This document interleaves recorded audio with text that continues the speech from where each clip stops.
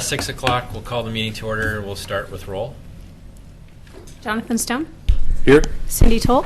Here. Bob Seward. Here. Derek Metzen. Here. Chair McLaughlin. Here. Thank you. It says 15:02. So I have at least this right here for this first. Yeah, so that's the first, right now I have one, but as we move forward, if anybody else wants to speak Okay. at the time for public comments, just bring up your comment forms for me. I forgot my sheet. Oh, sheet. Oh, sheet. I got the first Gosh, dang Okay, it. we're going to take a 5-minute recess while I print a new one out. I'm sorry. 5 minutes. There's this really exciting thing I need to read, and I forgot it. Christina has a copy. I'm sorry. She can do it. I had it on my desk. Okay. Hopefully I'll only have to read it once. Curtin Jones, stop talking. Okay. Am I alive? Yes. We'll now commence the public hearing on agenda item PC 15-155 HR 15-02, Carnegie Library Edition. The criteria for approval of a land use action are contained in Chapter 17 of the Oregon City Municipal Code. The proposed development must comply with applicable provisions contained in the City of Oregon City Comprehensive Plan. Generally, unless otherwise noted, if a request is found to be consistent with the municipal code, it is considered consistent with the comprehensive plan. If you wish to participate in this hearing, including challenges for bias or conflict of interest, you must complete the sign-in form located somewhere over there at the front of the room and deliver it to staff. Please do so immediately. The chair will only recognize those who have submitted complete forms. Testimony will be taken in the following order: applicant, testimony in favor, testimony in opposition, rebuttal by applicant. When recognized by the chair, please come forward to the podium, give your name, address, and make your statement. All testimony, arguments, and evidence presented regarding this request must be directed toward the applicable criteria or other criteria in the plan or land use regulation which the person believes to apply to the decision. Please address only the applicable criteria for the decision. Please do not repeat testimony. If you wish, you may choose merely to agree with the previous speaker's statements. An issue which may be the basis for an appeal to the Land Use Board of Appeals shall be raised not later than the close of the record at or following the final evidentiary hearing. Such issues shall be raised and accompanied by statements or evidence sufficient to afford the Commission and the parties an adequate opportunity to respond to each issue. Failure to raise an issue accompanied by statements or evidence sufficient to afford the decision makers and the parties an opportunity to respond to the issue precludes appeal to the Land Use Board of Appeals based on that issue. Failure of persons to participate in the public hearing either orally or in writing precludes that person's right of appeal to the City Council or LUBA. Written testimony submitted prior to the hearing constitutes participation in the hearing. Failure of the applicant to raise constitutional or other issues related to the proposed conditions of approval with sufficient specificity to allow the decision maker to respond to the issue precludes an action for damages in circuit court. Prior to the conclusion of the initial evidentiary hearing, any participant may request an opportunity to present additional evidence, arguments, or testimony regarding the application. The Commission shall grant such request by continuing the public hearing pursuant to the standards contained in ORS 197.763. Do any of the board members have a conflict of interest or ex parte contact regarding this application? No. Oh. Who has visited the site? Okay, we'll turn it over to staff. Thank you. Thank you. Thank you, Chair McLaughlin. This is probably the fourth time, I think, that this proposal has come to the Historic Review Board. The first 3 times were through design advice, where the board gave non-binding design advice to the city's design team, led by Scott Edwards Architects. What I'd like to do is to briefly walk through their proposal, and then I've identified some additional discussion points and then some recommended condition of approval, as well as some new letters to enter into the record. And one of the letters from the State Historic Preservation Office has actually led me to propose an additional condition of approval, which I will get to. Real briefly, this is an addition onto the Carnegie Library, which is a designated historic structure in the McLaughlin Conservation District. This is looking at the corner of John Adams and 6th. Here we're looking at the top at Jefferson and 6th, and the bottom is 7th and Jefferson. Here we have John Adams and 7th. No, John Adams and 6th. Right? Yes. And John Adams and 6th. 7th. Those are flipped. Here's some more views showing the addition. This is a kind of more of a schematic view of the inside. Of course, we don't really review the interior of the buildings, but I wanted to bring it up because we will be looking at some treatment to the exterior wall of the rear of the Carnegie and how that relates as we move through into this kind of hyphen lobby area. So just wanted to show this as to remind everybody what that kind of interior hyphen space is. On your dais, you will find a concurrence letter from the State Historic Preservation Office. While no federal funds are being used for this project, and we are not subject to Section 106 in the state of Oregon, we do have requirements that cities and counties that have historic structures should be going through generally the Section 106 process, that same analysis to make sure that they do not adversely affect the historic significance of their buildings. And we have been consulting with SHPO, and we did receive the letter today, and I'd like to add that as Exhibit A into the record, and there's a couple copies on the dais. For the most part, at this level of design, they don't really see an overall problem and does not see that it adversely affects the historic significance of the Carnegie, but they did dial into one specific issue. And I wanted to go into a little bit. If you look at the top picture, you'll see that came with the applicant's submission, and it shows the three rear, maybe I can show my fingers. Okay, there we go. The three rear windows are augmented by additional glazing. And what that does, along with the pedestrian pass-through, is because, especially with staffing issues related to the Carnegie, and this is the computer lab on the inside of the historic building, is to have a better security and sight lines through the building. So this recommendation was to do that by having kind of these sight lines that you can see through, and this being the ingress egress between the two buildings. What SHPO was really worried about was kind of losing the distinct entity of these three windows, along with the proposal to remove kind of the outside windows in the vestibule area. So what Scott Edwards Architects submitted a plan today into the record, and this will be Exhibit 2, is to bring back these two side windows and then have this new glazing, but in a perfect world you would keep kind of the exterior brick sill and then put the glazing underneath that. But for the most part, structural-wise, removing that much brick, they're going to have to do some structural support. It's going to have to necessitate taking that rear sill off. And as well as the height, and Joan Jasper can talk a little bit more to this, but as you look at the height, by the time, if you were even able to do that and provide a structural kind of support lower down the wall, you'd end up kind of being at about 4.5 to 5.5 feet. And so the question is, would you really be able to retain those sight lines?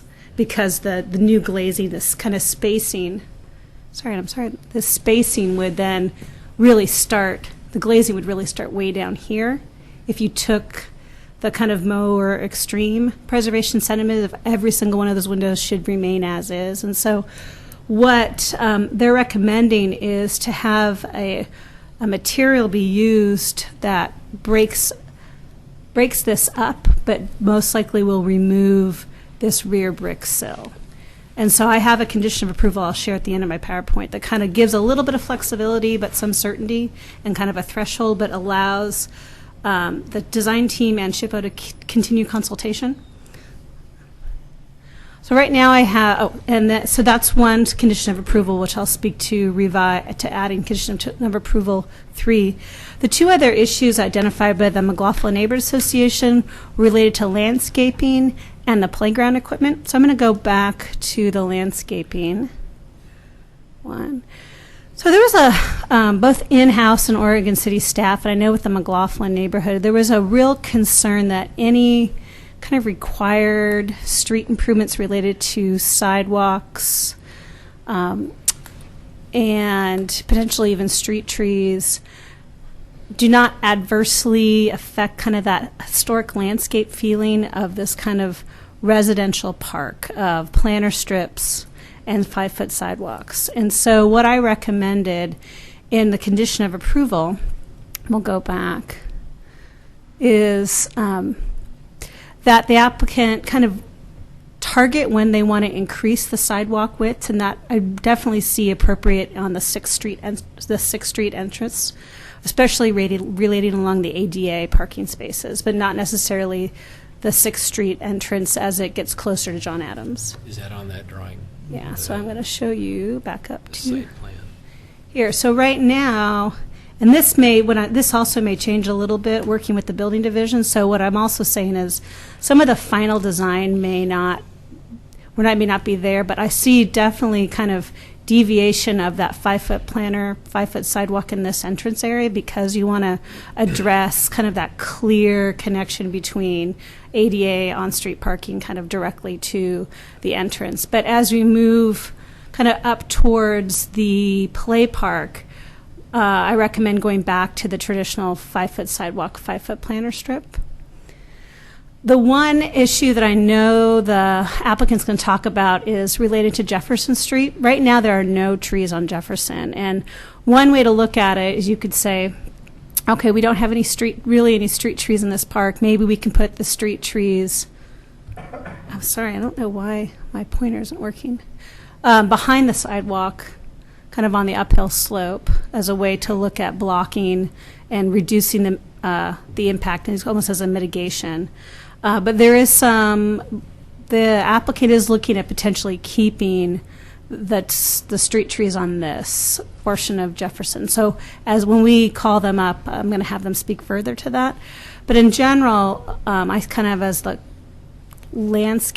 historic landscape, I'd like to keep the park kind of as is, and if you're making a change, what's your purpose, rather than just upgrading the site to the city's street standards? Like, what's your intending? Are you intending for access? Are you mitigating the building? Like, I'd like to see what's your finding for that, and then we can add that in Are you okay with these trees right here by the garbage? Well, yeah, because this is on the park property. Yeah, they're just in a line. I didn't know Yeah.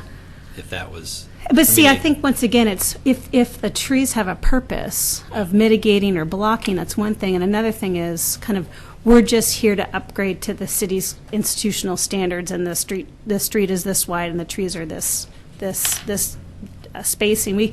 We have the ability, Historic Review Board, is to look at the context of the landscaping, the context of the street improvements, and determine what is needed to mitigate this addition and what is just extraneous street improvement. So that's kind of the lens I want you to look at tonight. And as a Historic Review Board, we can put those conditions on this application. So I'm going to leave it to the applicant to speak more about that. But we can amend the condition of approval. Right now, it speaks of not putting street trees on Jefferson, but if the board wishes to let it remain with the applicant's proposal, we can amend that condition of approval. The second item I'd like the board to talk more about is the play surface of the playground, and it's identified there. I know they're still working on the specific play surface, but I think what the board can do tonight is to kind of give sideboards. You know, I'm always thinking worst case scenarios, which I can't imagine both either the neighborhood or the city wants to do, but an example of an inappropriate surface material would be a bright orange spongy material that would be, 1,000 square feet. So we know we don't want that.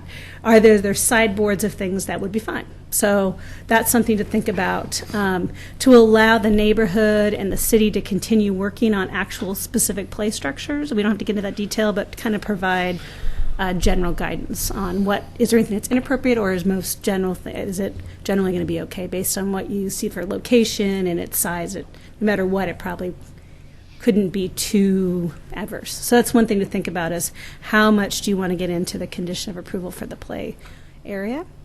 Let's see. So I want to show the revised condition of approval. We have these two items we talked about, the planter strip and the play equipment.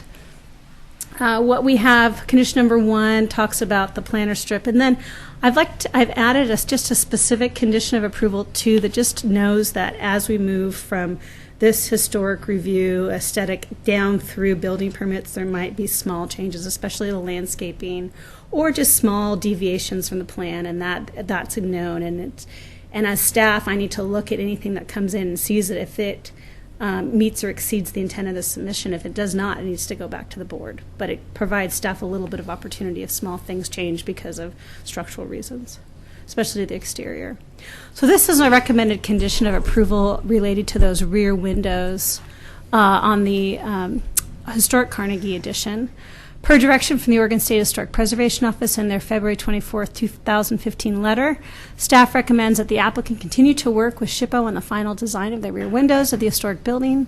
The Historic Review Board understands the structural and sightline difficulty in maintaining the existing brick bottom sill and encourages a thoughtful solution that allows for the needed security and retains the rhythm of the historic windows and distinguishes new from old.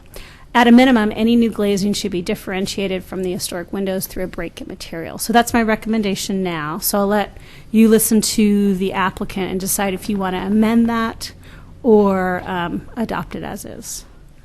So I'm available for any questions before we bring up the applicant.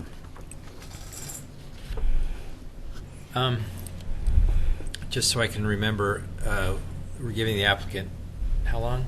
15 minutes. 15 minutes. Anybody else is 3 minutes. Mm-hmm.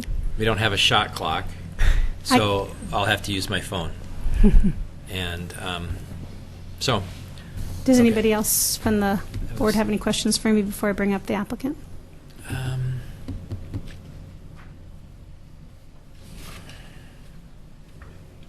No, I'm just trying to think in my head how to create a solution to those windows. It's kind of driving me nuts right now. Come on, Derek. Okay. I have a solution, but it's not a question for staff. No, but okay. Does anybody have any questions before we turn it to the applicant? Okay, if the applicant would like to come forward and state your name and.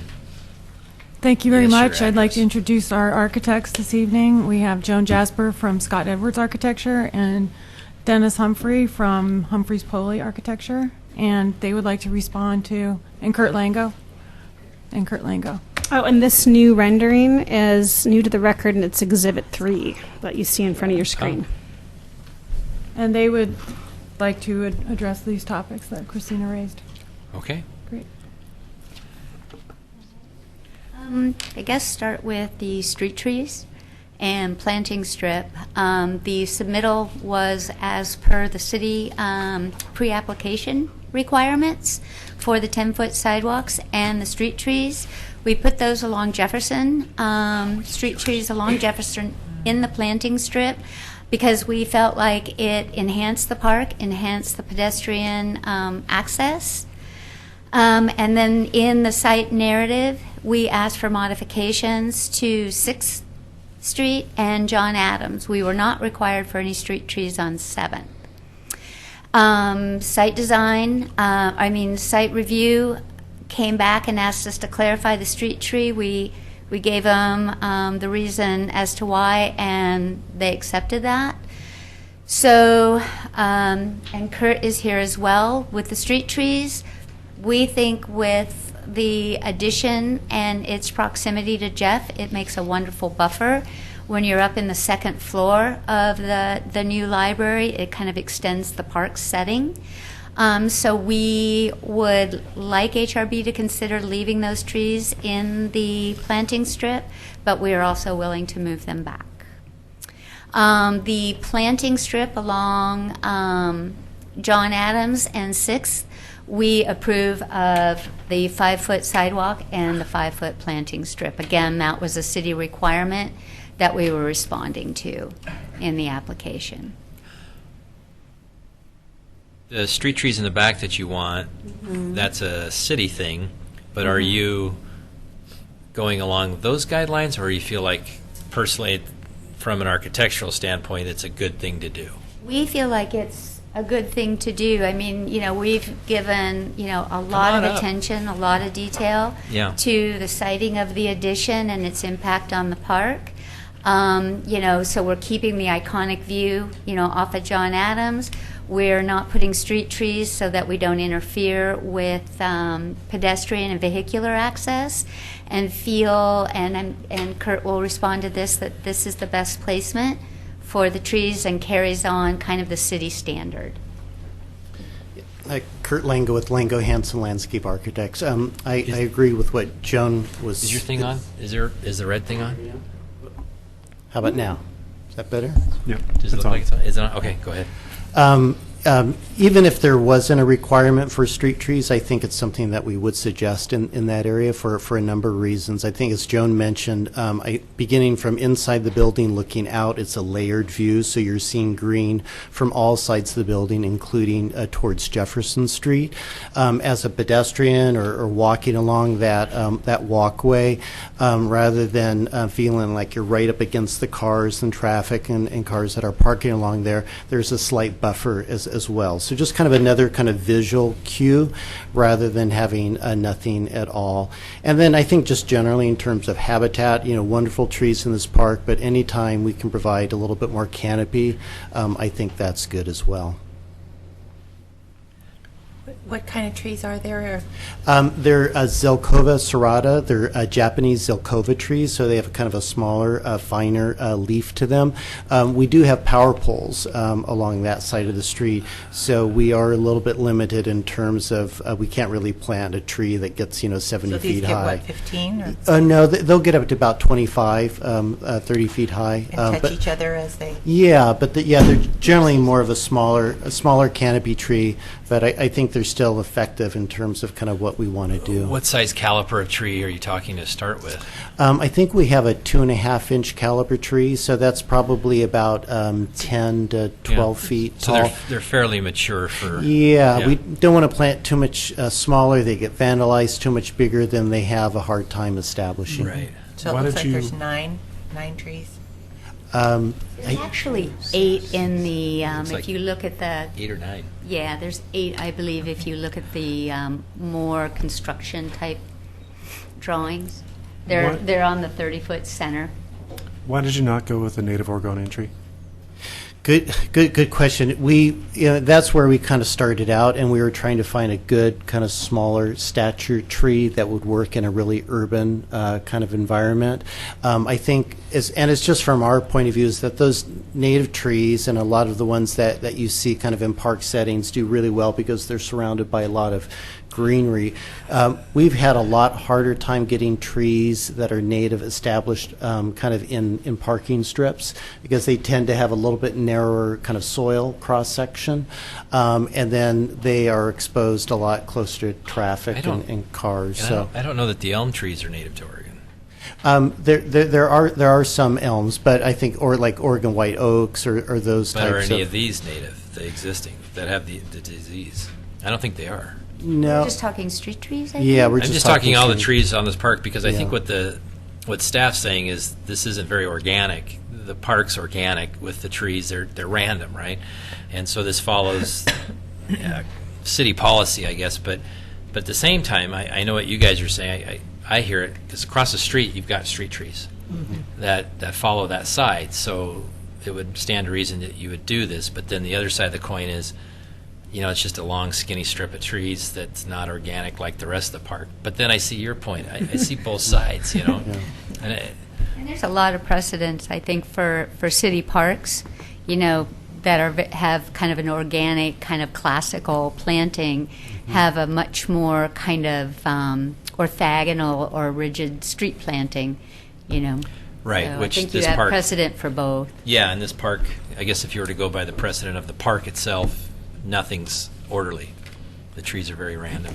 But I'm conflicted. So, yeah, I totally get it.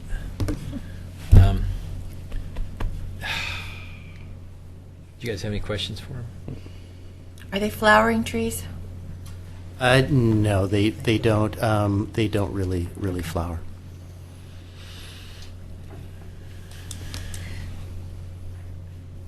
Got a question? Yeah. Okay, so the refuse bins are facing the street, so when you drive down Jefferson, you'll look to the right, you'll see refuse bins. You will see a refuse enclosure. We'll have gates on those. Okay, good. It doesn't show And- gates on yes. there, I don't think. Yeah. They were listing the details. They're actually Were they? pretty ornate. Yeah. Yeah.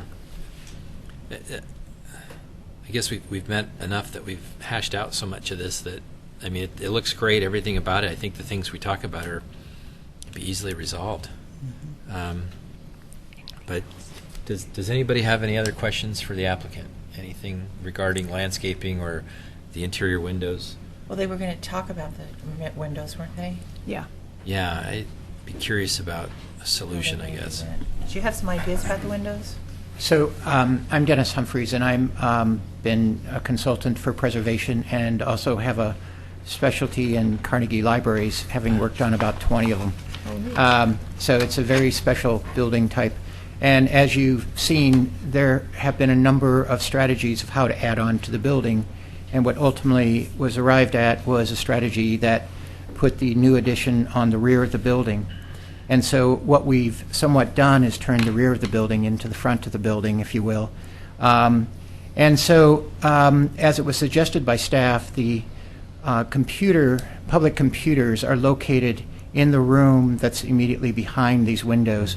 And we have one service desk that will be in the new addition that will be supervising the entire space. And so obviously staffing of a facility like this is of extreme importance. And so it's critical that we provide viewing into the space from the staff areas as opposed to just maintaining the windows at their present sill height.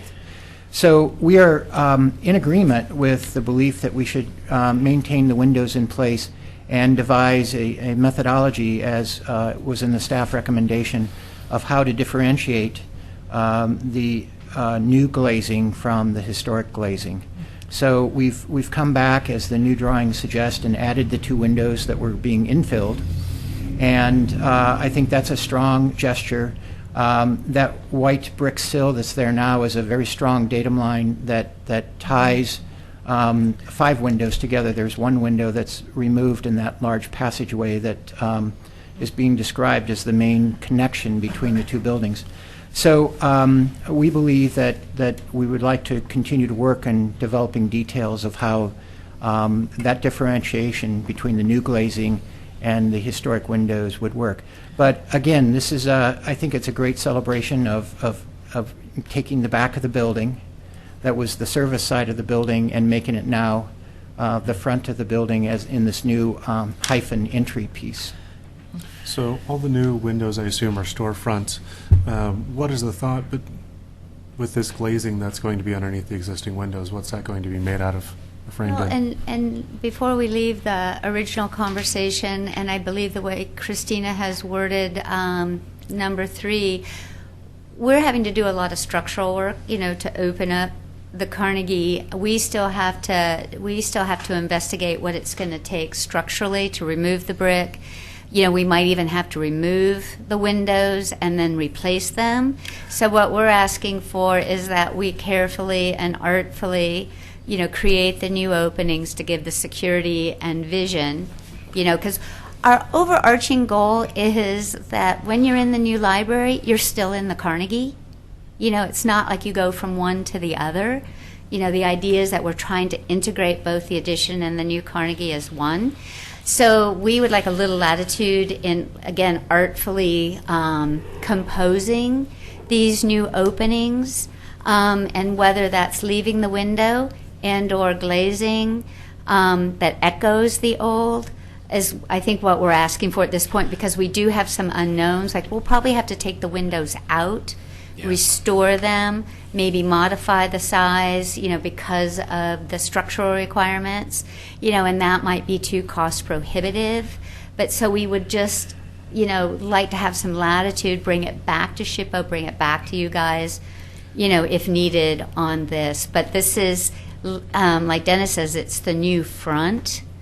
It's the new old front to the Carnegie and the atrium. Can I ask? Yeah. So the height, the sill of these windows right now, if this person's in scale, like 6 feet? Yeah. The bottom of the sill is 6 feet, yes. And then there was request, and then we still haven't really shown structure, so we're thinking we're taking up the sill, adding a new kind of header sill, that'll keep it above 6 feet, so you still get the visual, connection between the two.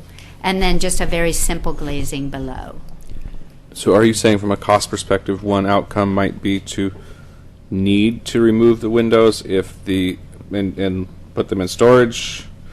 If the primary objective is to keep the visual connection, that at some point it may be too expensive?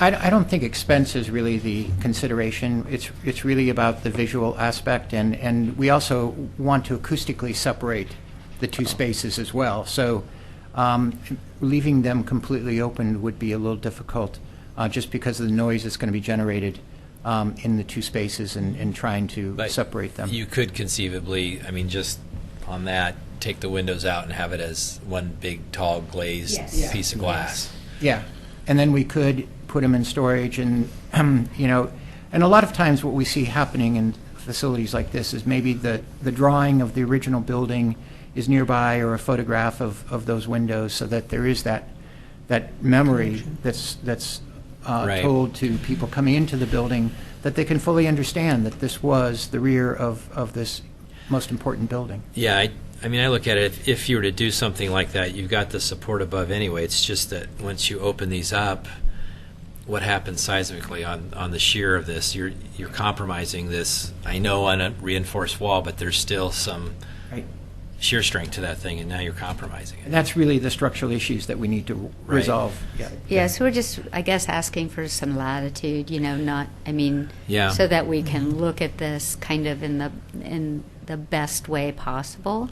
I mean, we, you know, our intent is to leave the windows if we can. That's why we drew them. You know, I mean, that was the idea in the beginning. We took out the two vestibule windows because we were having issues with clearance, you know, and the vestibule, but we think we can work around that. Yeah. So- Well, I guess the reason I'm wondering, because ideally a decision is made that you guys don't have to come back necessarily, and just the word you're using, saying ideally we'll keep the windows, says to me that we have to think about what the possibility is of the windows not being there. I see Christina cringing over here when we're talking about removing those windows, but honestly, I don't think there's a way that you could keep those windows and keep it respectful, or even just not make it look ridiculous. Well, that's also what I'm thinking about too, is that Yeah. that detail at the bottom has got to be. Yeah. Well- I trust Christina in a lot of ways. I know she would like to keep those windows, and I would rather us make that decision than have those windows stay and just be a shell of what they were. I just think it would, I don't know, the more I look at it, the more I think about it, it may detract from what it's trying to do. And I get, I mean, I'm a big proponent of, if you had to take this whole thing off, it's back to the Carnegie. That's a big deal. But if you're trying to do something in a convoluted way that actually detracts, it may not, you know, but if it was glazing from floor to ceiling, which is 10, 12 feet, I imagine you would probably end up doing an acrylic or some other sort of texture on there, so people aren't could do- trying to walk through that glazing. We would do Yeah. glass. We would do, you know, mall front, half-inch thick, you know, Tempered glass. And actually, if we raise it all the way up, there's a wonderful opportunity to create benches, you know, for people to sit, you know, in the lobby. You know, it was, you know, maybe talking before thinking. I mean, that's why I'm asking for latitude, because you know, I think it's you know, from a practicability standpoint, hard to keep those windows, and might not be the best aesthetic, no. you know, result. Sure. So, I understand. just to give a little background, with, you know, concurrence with SHPO that what this project is meeting, the ORS 358, which is like the section 106, and the design standards, they're really kind of a parallel thing.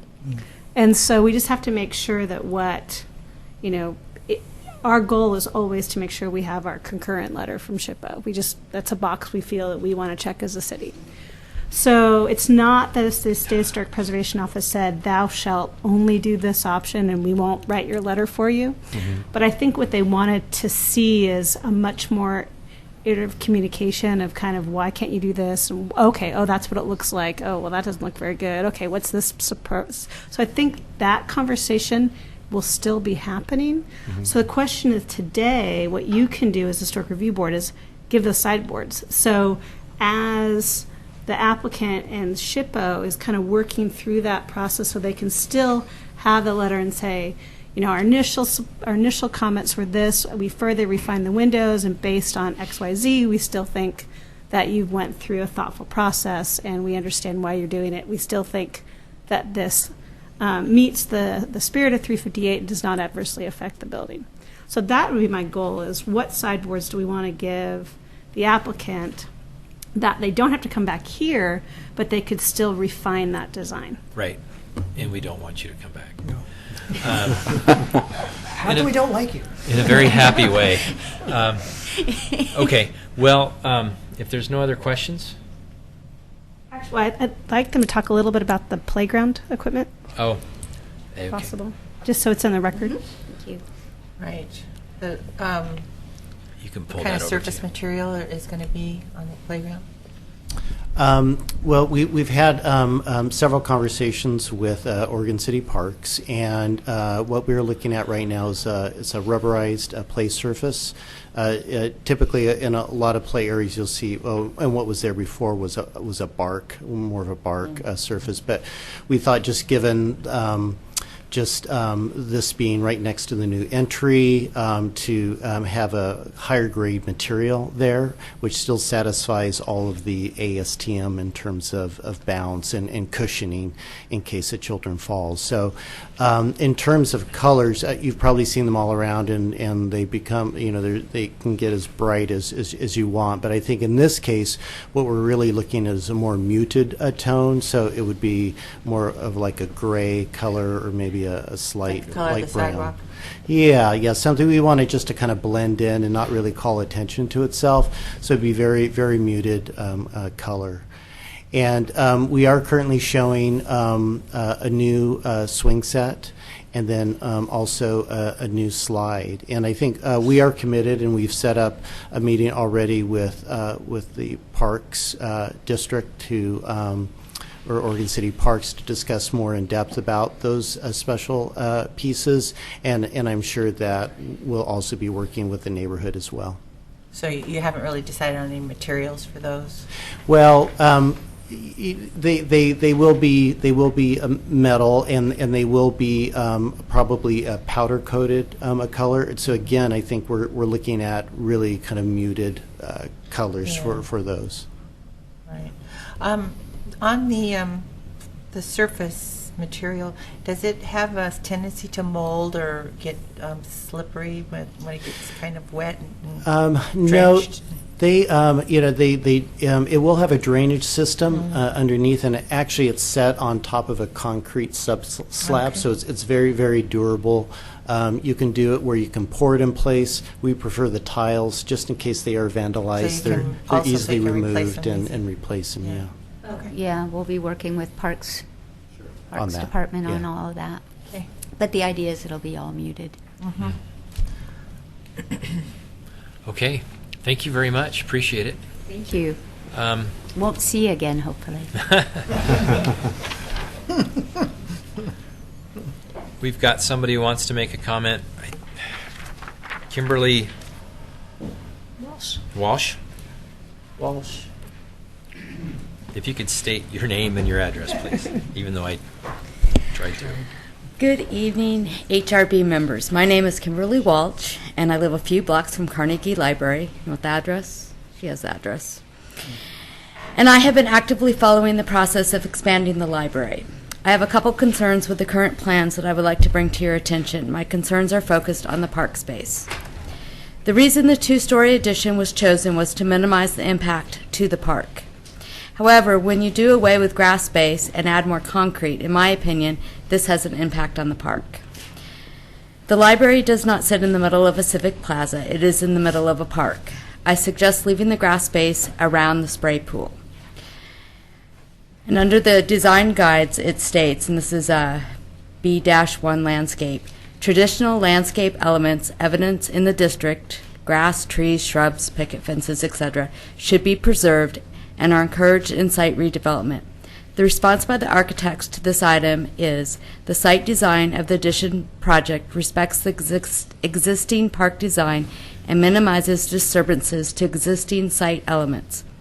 The existing spray park is preserved in the proposed design. Some alterations to the existing playground equipment are proposed to open up the accessible entry route from the 6th Street.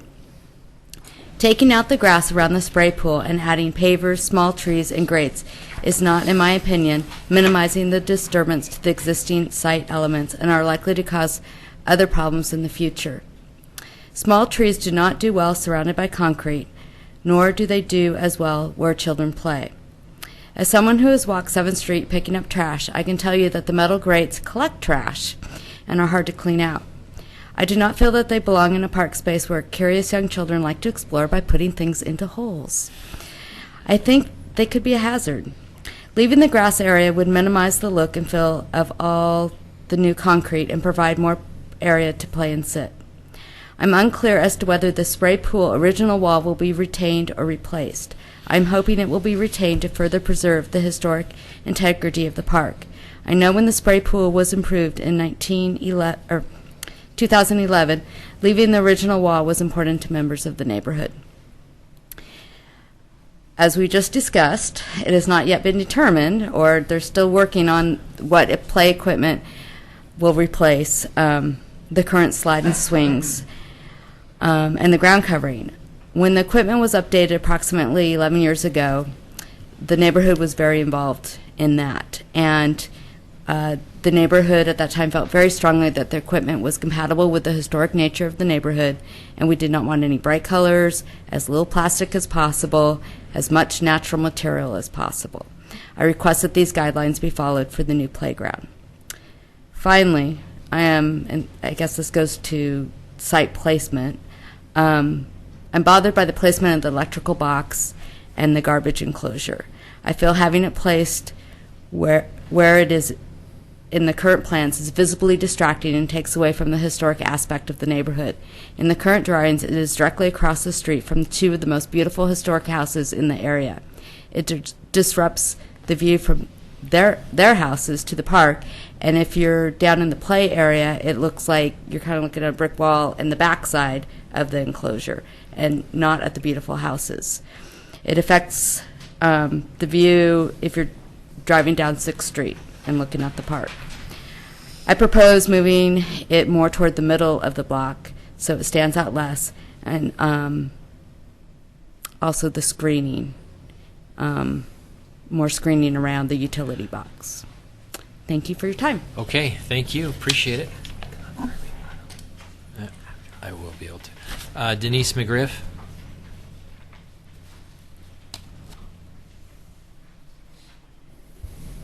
Thank you very much. Denise McGriff. I'm here tonight representing the McLaughlin Neighborhood Association. I am serving currently as the chair of the association and as the land use chair, co-chair. You have our comments, but I wanted to say first on the record, so it is officially on the record, how much our neighborhood association has appreciated the dedication and support by Library Director Maureen Cole and by Sid Scott and his project team. They have been, as I stated in our comments, that they have been at almost every meeting for the last year talking about this project. And as you all know, this project is very near and dear to the hearts of many, many of the residents of our neighborhood. And although this is a library for everyone, the neighborhood feels very strongly about what is going on there, what will be happening there, and how it will look, as you can well imagine, because we're all there all the time, 24/7, including playing on the play equipment late at night. As you are aware, this property is surrounded by many landmarks, which I've listed in our statement. Generally, I will say, without going into all the detail, we concur with what the staff has proposed, and we think that given the input from everybody, and I mean everybody in the community, both in the library district and those who don't live in the library district, that I think we have a building that, while some of the members of our neighborhood haven't been thrilled with it, I think people will be generally satisfied with it, and I think that's very, very important. I think that what the project team has done to minimize the impacts to the Carnegie with the, as Sid called it, looking through the new addition to the old building, and having that be the thing that shines is really, really important, and it's evident in the design. Looking at the criteria that you have to evaluate, obviously the proportion and scale, while somewhat larger, is articulated and does match in many ways the Carnegie. And I think, again, that is an important element that they saw right from the get-go. And I think that this project team has really approached this building in a very sensitive manner. I think that we can look at this and see that the most important thing about this addition is the original building. And I think that that shows through time and time again on the things they proposed. You had a little discussion as I came in about the window openings on the rear elevation of the existing Carnegie building, and I think that I would like to suggest that as much as possible that that rear facade be retained, because I think, John, you said it quite aptly, you know, if something happens to that addition, not that it ever will, but let's just say it does, you still have the building, and I think that they're going to try to do whatever they can structurally to make sure that that back elevation is maintained. One of the neighborhood suggestions at a meeting was that some of the brackets and things of the articulation of that rear come through to the new part, so that you are, while you're in the new portion, you're going into the old portion, and you still have that feel of the library, and I think, again, that's important. There are a lot of things that you're not going to be considering tonight that are part of the site plan and design review, and we will have substantial comments, as I'm sure you're aware, on that. I do want to concur with the staff's recommendation. We feel very strongly about the landscape elements of the, as we described it in our report, the picket fence effect on Jefferson. While there are street trees in the neighborhood, and I myself and many others of the neighborhood association have participated in planting additional street trees in front of the residential properties, this block is not typical of the rest of the neighborhood. It has no street trees on the perimeter, and we would like you to concur with the staff recommendation in that part, because we think the trees would be better served to be in the park than on the street. The only other thing I would like to request, and it's mostly for staff, is that we understand the need for latitude, and that the staff, and we feel very confident about the staff's ability to make some decisions, as she stated in her report, that this is a complicated project. What I want to request is that we make sure that our neighborhood association is aware and involved in that. I don't want anybody to come back at a meeting to me or any of the other officers and say, well, you said this, and now we're going to do this, and so how come we didn't know about it? I don't really want that to happen. And believe me, it's happened in the past on other applications. But I think, again, she is very aware of the sensitive nature of this project with our neighborhood, and we sincerely, sincerely appreciate, again, Maureen and Sid and his team involving us and making sure that they answered questions. We are looking forward to seeing the landscape person at our meeting. We have not met with them. Some of these things that were brought up, we do appreciate the fact that it's going to be metal. We want the muted colors. We would appreciate having more grass. Again, it is a park. It's not a civic plaza. We'd like to see more of the natural materials there, but we will work with them just like we've worked with the other parts of the project team to work through this. And I remember back when we were looking at the playground equipment initially, and I think, Cindy, you were involved in that in the neighborhood too, there was a lot of people came out of the woodwork and had comments about that. So this playground is, again, it's another one of those hot buttons, and I think, again, the spirit of cooperation has been evident throughout this project, and I don't see any reason why we're not going to be able to have that as we move forward. And again, thank you, Maureen. Thank you, Sid. We really appreciate it, and thank you for your consideration of this. This is it's probably the biggest project you guys have looked at probably in the last 10 years. This is the big one, and we only have one chance to get it right. Thank you so much. Thank you. Do you have any questions? My only comment on the trees, that just from my naive driving by, there are trees across the street, like I mentioned before, on Jefferson, street trees. That's the residential, the formerly residential side. We're talking about right. The park only. I was just to clarify, there are trees there. We, as I said, there are street trees in other portions of the neighborhood and directly across the street and on 7th, but not here. And we just don't feel that, based on the criteria and the standards in 1740, that we concur with the staff's recommendation on that, and we hope that you will approve that. Got it. I've got a question. Yeah. Yes, sir. given that there is really no other trees on the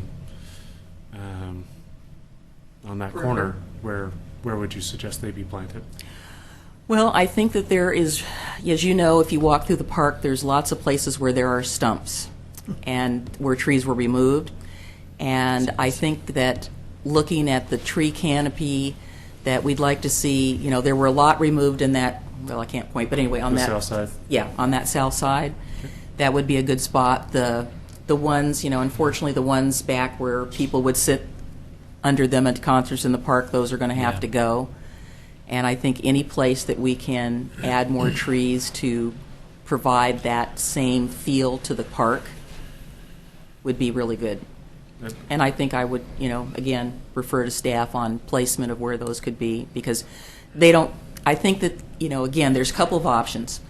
Not all of those trees that are proposed for Jefferson Street are going to be able to fit back in the park. But again, if they go to a larger caliper to get that tree canopy back, the other trees, if required by site plan and design review, could be mitigated elsewhere in the neighborhood. We've had, unfortunately, a rash of tree removals in the neighborhood by people getting to pay instead of replanting trees, and that has really diminished some of the historic properties. I'm really not trying to be condescending. Please don't No, take no. it this way. I'm not, as you said, we're not worried about the rest of the neighborhood. We're focusing on this site. We're looking at the And- park And as strictly. I look at this, I'm trying to reconcile. It is a park-like setting now. Given that we're putting a large building in the back of that property, where else, if not in that planting strip, would the neighborhood association suggest those trees be planted? There could be some on the front elevation, and again, as I said, there's places where trees were taken out previously on the, closer to the 7th Street side that could be replanted in that particular area. But on the Jefferson side, On the 7th Street But on side. Jefferson, you're Yeah, but on proposing, there would be no trees on Jefferson then? To screen the building at all? Why do we want to screen the building? Well, not to hide it, but to enhance it. Again, we just don't see, based on the criteria and looking at the historic nature of the park, that there should be a picket fence of trees along there. The, there's got to be something back there, whether it's organic. yeah, Um, there haven't been any trees in the parking strip along there. No, but I Well, yeah, think what I because it's see all is been sloping grass. you've got trees everywhere in a very organic way. Those trees are planted, whether, you know, so could there be trees, as staff suggested, from sidewalk to building in that space There could be. to try and, Move those trees back. otherwise you're going to have this park that's 90% canopied and Jefferson naked without anything there. I don't see Jefferson as being naked. It could be very naked without some You sort could of put- tree there. You could put some of the trees between the sidewalk and the new addition. That's my And question. There could be a couple more over on the John Adams Street side. You know, again, they're proposing some smaller trees by the spray pool. Again, a lot of parents sit under the really big one because that's the only shade. Maybe there could be Right. some more shade. so is there any shade that's planned for the play area? It doesn't look like there is. There's just those 4 little, I guess, shrubs or whatever Tree, yeah. along by the. Playground's usually, you know, you want them outside Trees in in the the sun. playground. Yeah. Leaves. So You Okay. can bring the applicant back. We will. So- But, okay. we're going to work with Yeah. work with the project team on where those might go. Okay. Should you make that decision, Well, thank you. and with the PrAC. Okey doke. Let's bring the applicant back up for Thank you. rebuttal of the comments.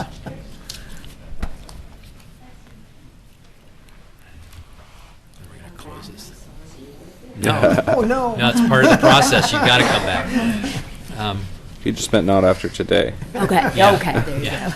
But if you As want of to 8 o'clock. address those comments that were made. Sure. If we're talking about street trees, I think we're talking about trees, we're talking about garbage enclosures, electric, all Grass. the things that were made, Okay. comments by Parking. both Yeah, I'll people. Play talk about structures. trees, and I'll let Joan Yeah. talk about garbage.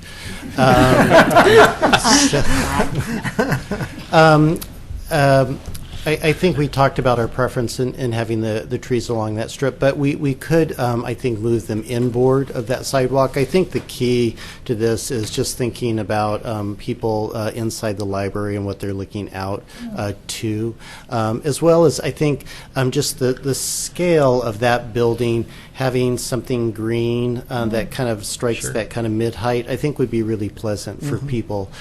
So we could move it inboard. We do have kind of a slope that kind of goes down, so we're not planting on flat ground. There might be a place or two that we could sneak in a tree elsewhere in the park. We just have to be careful of the existing root zones. Personally, I think we have a lot of good locations right now, and if we were to move some of those street trees inboard, I think that would be fine. Can you plant them inboard of that sidewalk and still meet pest management requirements? Yeah, we can. I think we probably wouldn't change the species. So, and because the power lines are still right there, so we're not going to plant a huge tree that then's going to overhang the building or touch the building. So I think that would still work. We do have the bay window on the back, which, if by Right. putting them in the planting strip, gives a getting tight. little more leniency for the mature growth of the tree, as well as, it's not right up against the window. It's actually kind of a more layered, and again, I think it can be worked out, given all the requirements and our aesthetic opinion, and professional opinion, this is where we put them. But we're happy, to move on. And then the surface of the playground, that's really been determined, that's a requirement of PRAC. They did not want like an artificial turf. It tracks in little pellets and stuff like that. Yeah. Also, it's artificial. It doesn't look like grass, so this is kind of a more honest, interpretation. What about real grass?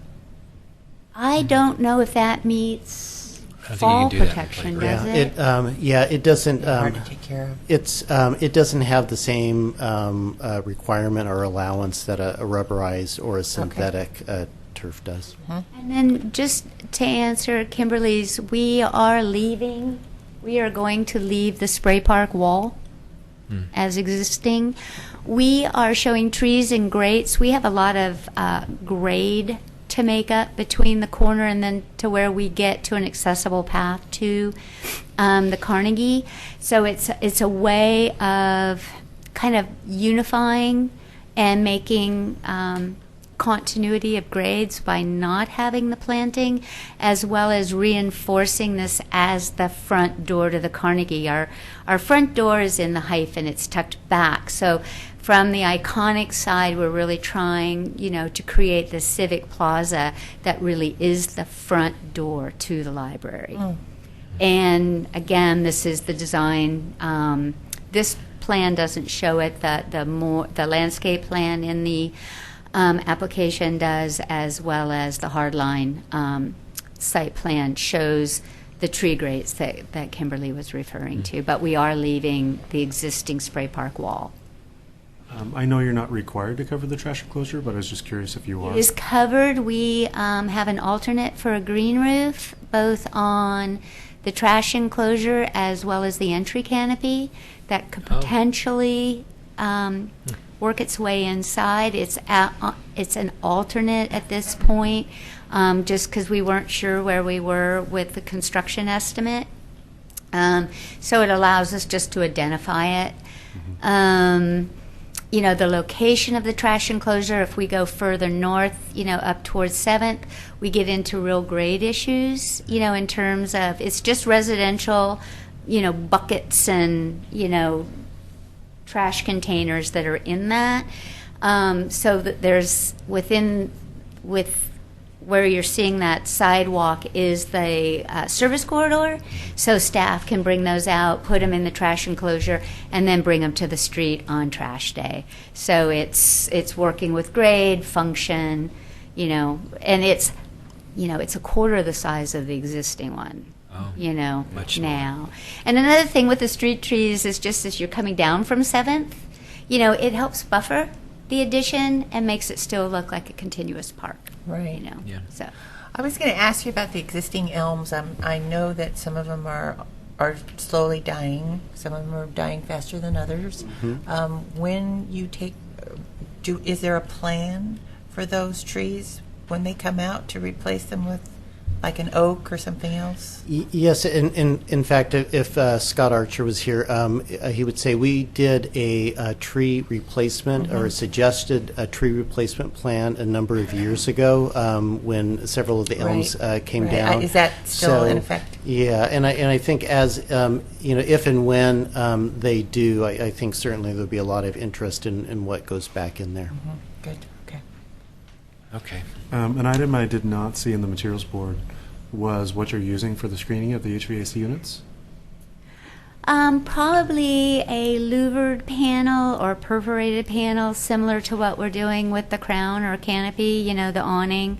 Maybe a little darker to disappear, So we haven't quite gotten there yet, but, try to make it as, inconspicuous as possible. Any other questions for the applicant? And just so you know, we are working with Interface Engineering and trying to reduce, working with a system that reduces the amount of rooftop HVAC. So we are very aware of that. And trying to mitigate that. So having, I don't know if you've modeled the building or not, but having trees on the south side, I imagine that would reduce the air conditioning load for the building? On the south side, well, but then conversely, we are required to do solar. So 1.5% of the overall construction budget has to be for solar. I noticed that. Why is that? It's state requirements, a seed, it's an energy, but what we are actually doing is a solar assessment through Energy Trust to make sure that, we're not, it's appropriate for this location. But again, we can't put trees kind of near the slide, the slide and the swing, for interference, all that kind of good stuff. And we have the ADA. How close can you plant trees to the synthetic playground surface? I mean, is there any concerns about those leaves getting trapped in the drainage? Well, we've done them before. It's really more of there's a kind of an imaginary line around each of those pieces of play equipment. That's kind of the fall distance that you can't have anything encroach into it. So as the swing slides out, you have to estimate another 6 to 8 feet beyond that with no obstructions. So those two pieces of play equipment almost totally fill that area right now, that space, which would prevent us from planting more trees in there. Well, I was looking at the landscape plan. It would seem to me that sort of in the organic nature of the park, that maybe you could plant a larger caliper tree sort of near the corner of. Sorry, it's hard to read. Jefferson and 6th. But then I'm also kind of thinking of that when it was just the Carnegie, the park was 360 degrees, but now we're introducing a new building that almost forms a street wall with Jefferson, and it sort of changes the language. It's not so much park, at least where the building is close up to the sidewalk, as it was before, as it used to be. Plus, it was a sloped grassy knoll type of thing. Yeah. So, but I could imagine right there at the corner of the playground, maybe. We have a water vault right there. I would love what? A water vault. City water vault. Oh. Right there. And so we have to be, I think, 10 feet minimum. So I think we did have a nice big tree there, and then we went, oops, we have a water vault. Those small bits of landscaping, but yeah, those right there. What are those? Are those trees or shrubs? Those right there? Yeah, Trees. those are small Okay. trees, yeah. So is that too close to the water vault? I think we have 3 trees. So this was done. This I is can bring up the actual yeah, landscape. I would bring up the landscape plan actually. We got more information than you can imagine. Let's see. Files. Yeah. I know. So Winding your way through, it's HRB, fun. Here it is. This one. Yeah. It should be the very last sheet. Maybe we can zoom in on there a little bit.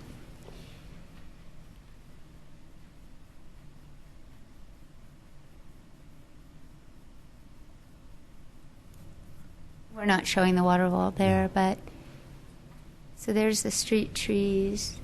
Do you know? So that vault's Those- right on the corner there. It's right on the Yeah. corner. Right where it actually says planting area typical with. Yeah, but arrow. and then it's like the new one. We've definitely showing the water vault.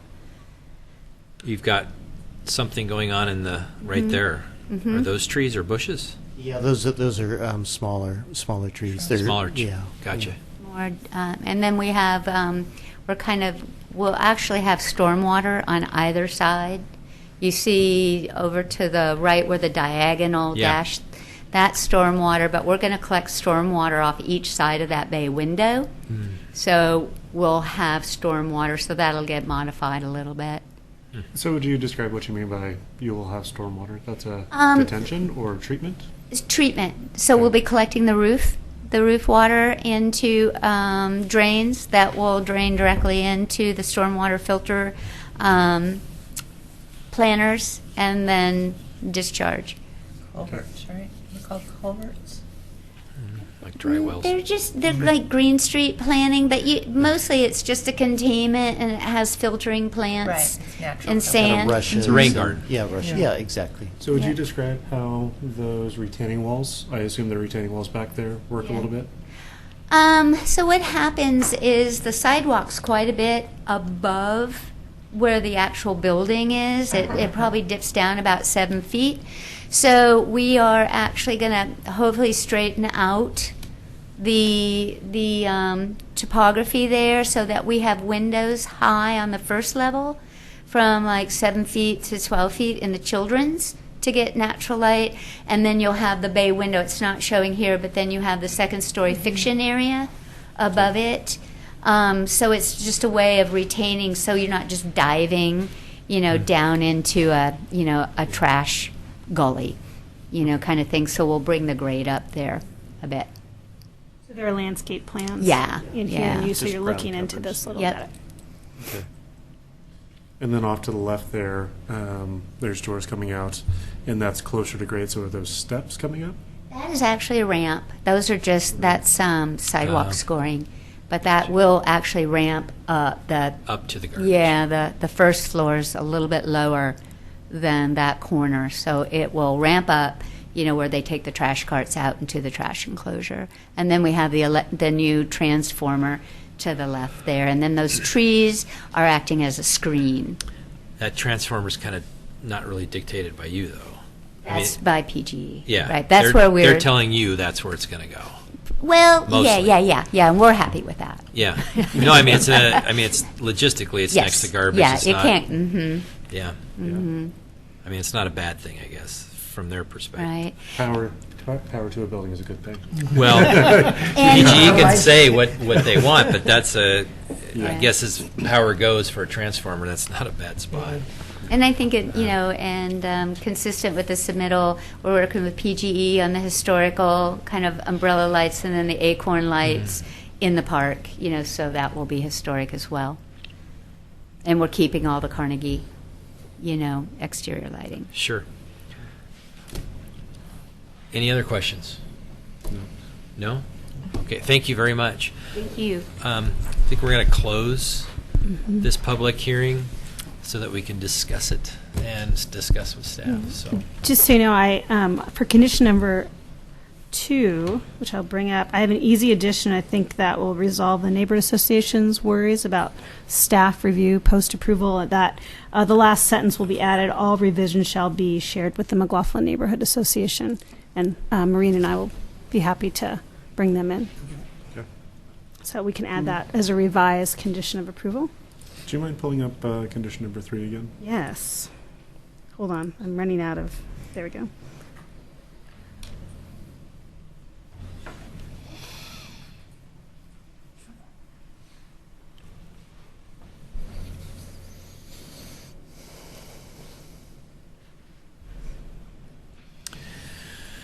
Can you clarify? So this, the state. So as a result of this, of the state's input, the windows went back in on the left and right side. Correct. And then there was some modification to the sill.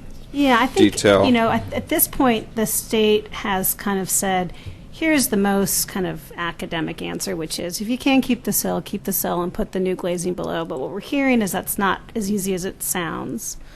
And so they're really open to continuing that conversation.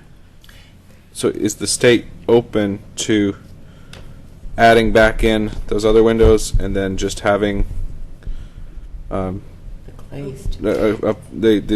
modern Yeah. butt glazed all the way up? I don't know. So here's an example. I'm going to give a scenario A. The board is happy with the 3 windows being taken out and glazing going all the way to the top. Basically, you're kind of doing the more extreme example, and then we'll continue to work with the State Historic Preservation Office, and that could end up being their answer as well, but it's a little more iterative. So that's one option, is you just say, you know, we understand, continue to work, but we are fine with that solution. Because remember, this is 2 parallel processes. And if you have different sideboards, you give them, and so then that gives the design team an ability to both work with SHPO but understand when they need to come back to you. So just more of how much flexibility do you want to give with them.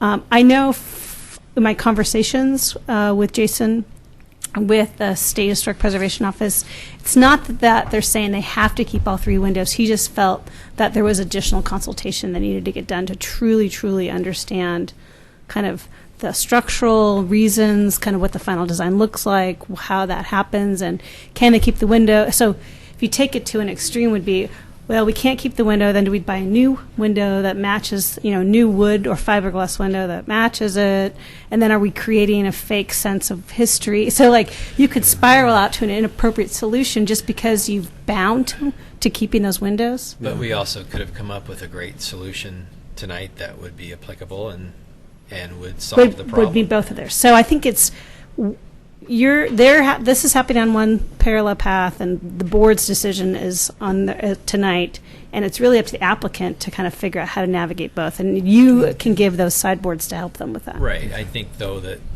when you look at the situation, knowing what they're saying, what SHPO's saying, but the reality is that's just going to actually detract from the historic integrity and nature, then the thought of what we've come up with may be potentially the best solution.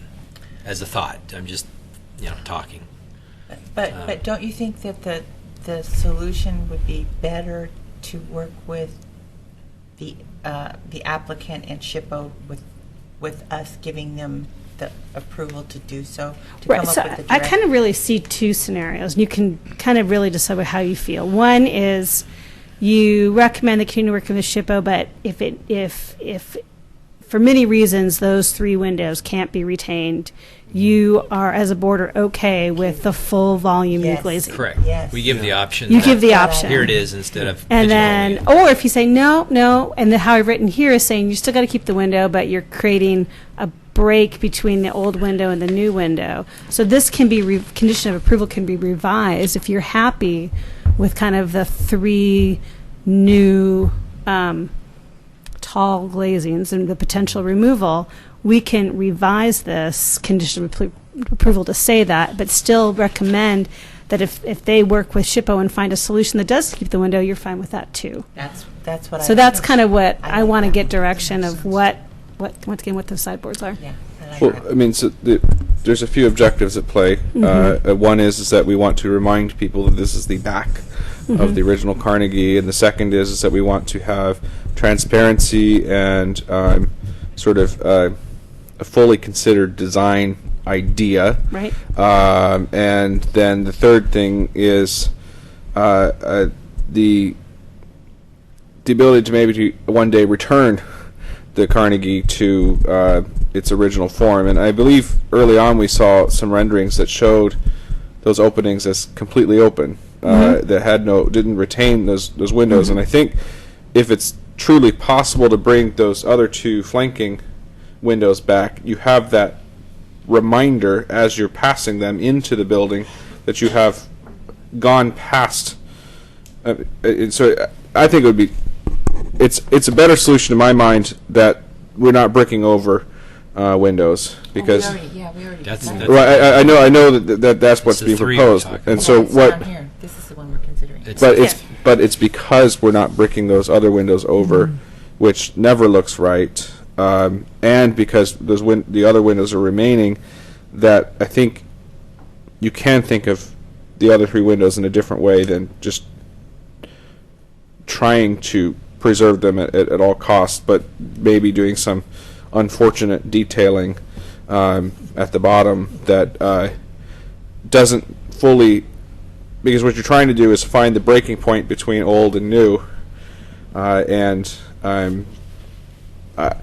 personally, if we say keep the windows, but then it's bound in such a way that the design team has to like keep the windows, and then they're left with a sort of two bad design solutions to choose from. I don't think that that's what we would want. Is it needs to be the best design solution, and one of those in my mind is that the windows may not remain.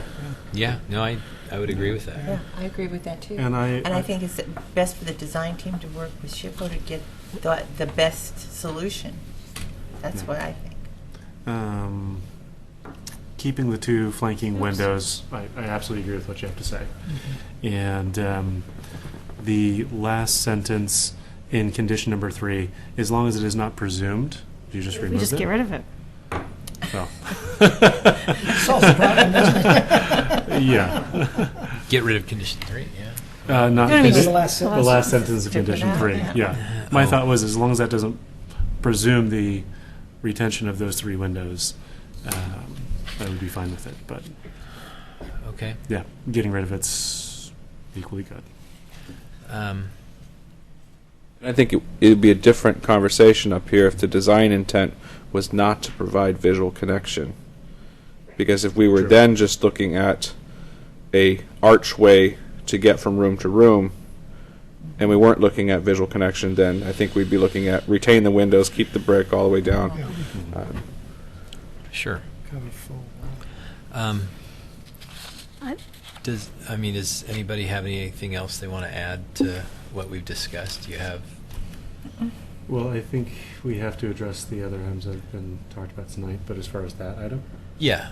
I think we Condition should three. Yeah. move on I'm this fine one. with condition. Okay. I mean, I think we So need to I'd talk. like to, for condition of approval number 1 relating to the park, based on your comments on Jefferson Street, I can add or remove Jefferson Street to the condition of approval number 1. So we can after this conversations, there's can be a pretty easy amendment based on your direction. That's what I kind of wanted to see what people were thinking on that. Yeah. Is the next thing would be the landscaping aspect. You can't hear? I mean, I'm sitting back here. better? Thank you, yes. And I do read lips. Maybe some things I didn't want you to hear. But does anybody have comments on landscaping? We can discuss that. I have quite a few thoughts. Well, and it seems too like landscaping is kind of still in flux, doesn't it seem that way to you?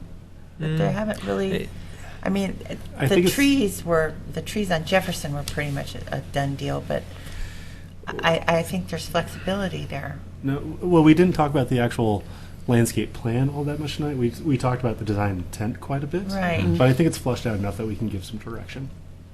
So, I respect Kimberly's thoughts. I don't see much landscaping that could be retained that is not retained. I don't think that the additional concrete is excessive, given natural traffic flows and patterns. The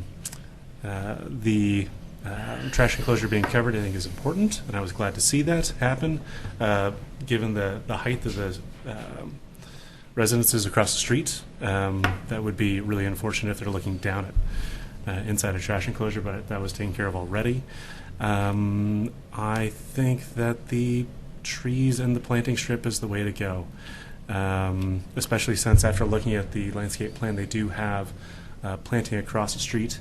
I think it would be good if the inboard side on Jefferson Street was a little bit more regular than it's currently shown, if those are truly trees.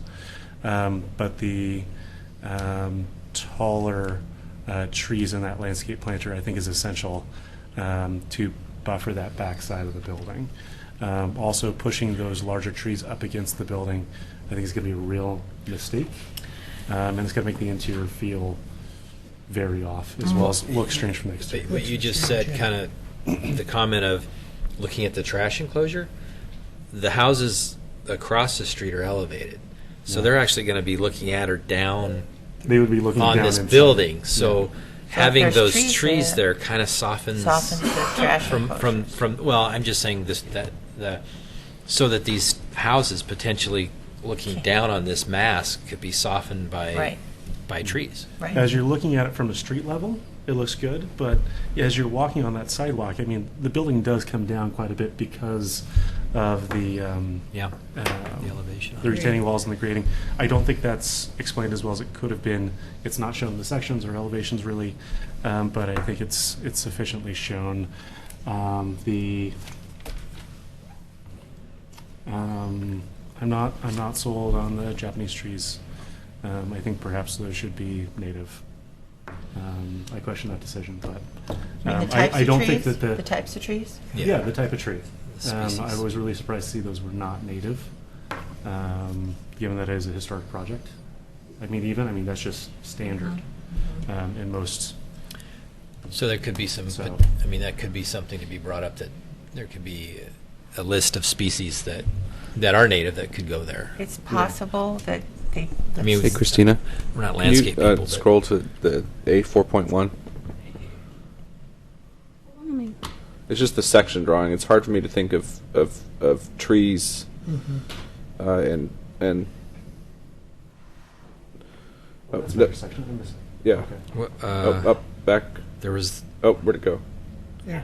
No, A4.1. Oh, sorry. That's it. Yeah. There. Oh, there it is. There. So we're talking about trees either here or over here. And how big are the I think this is the sidewalk. That's the sidewalk Yeah. That's the there. sidewalk. So be So here. where's the planter strip? Right here. On the other side Right of the there. sidewalk, over there. Then there's Right on the street. and there's some on to the left of the sidewalk as well. Just a little. Smaller trees. It could be the reason for the choice of the tree is because those size trees, usually when you get them small like this and they're native, they flower, they fruit, they're messy. It depends on the type of tree. No, I think those are gorgeous trees, and that's why they were picked. I don't think they were picked because they were perfect for this project. They are very nice trees. They Very look pretty. great, and the general person walking by would never know the difference. But a lot of the stuff we go talked back about, to that one. Go back the one common more. person walking by would never know the difference. So That one elevation section looks pretty. I mean, gave a better look. The rear elevation? Yeah, you had it up there that last one, That one. Christina. Yeah. So look on the left there, bottom left, the north elevation. You can kind of see. south. No, Oh. north. This bottom one, right here. Yeah, you can see that the bump out, and then you can see how that grades up. Oh, Yeah, so there's going to be trees right where her arrow is, and then there'll be trees on the other side. If you But- don't, if you There'll be put them bushes away, there, some kind. if they're not all on the planting strip. That's what Right. it would I'm just do. wanting to say, here's the slope of this thing, and like Derek said, this is going to be down. Mhm. But looking at that slope, and then knowing that the houses across the street are much higher, that it will be kind of even looking down on this. There's got to be some kind of a natural buffer, which would be trees. And I get what McLaughlin neighborhood's saying about, you don't want to You don't want a picket fence. picket fence of trees, but at the same time, you've got that across the street, and it softens that side of the street that elevates up. I don't know.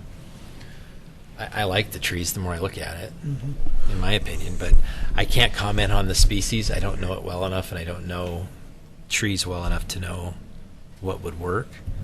I'm sure some thought went into those trees, but I agree with you. If there's a native alternative, that would be better.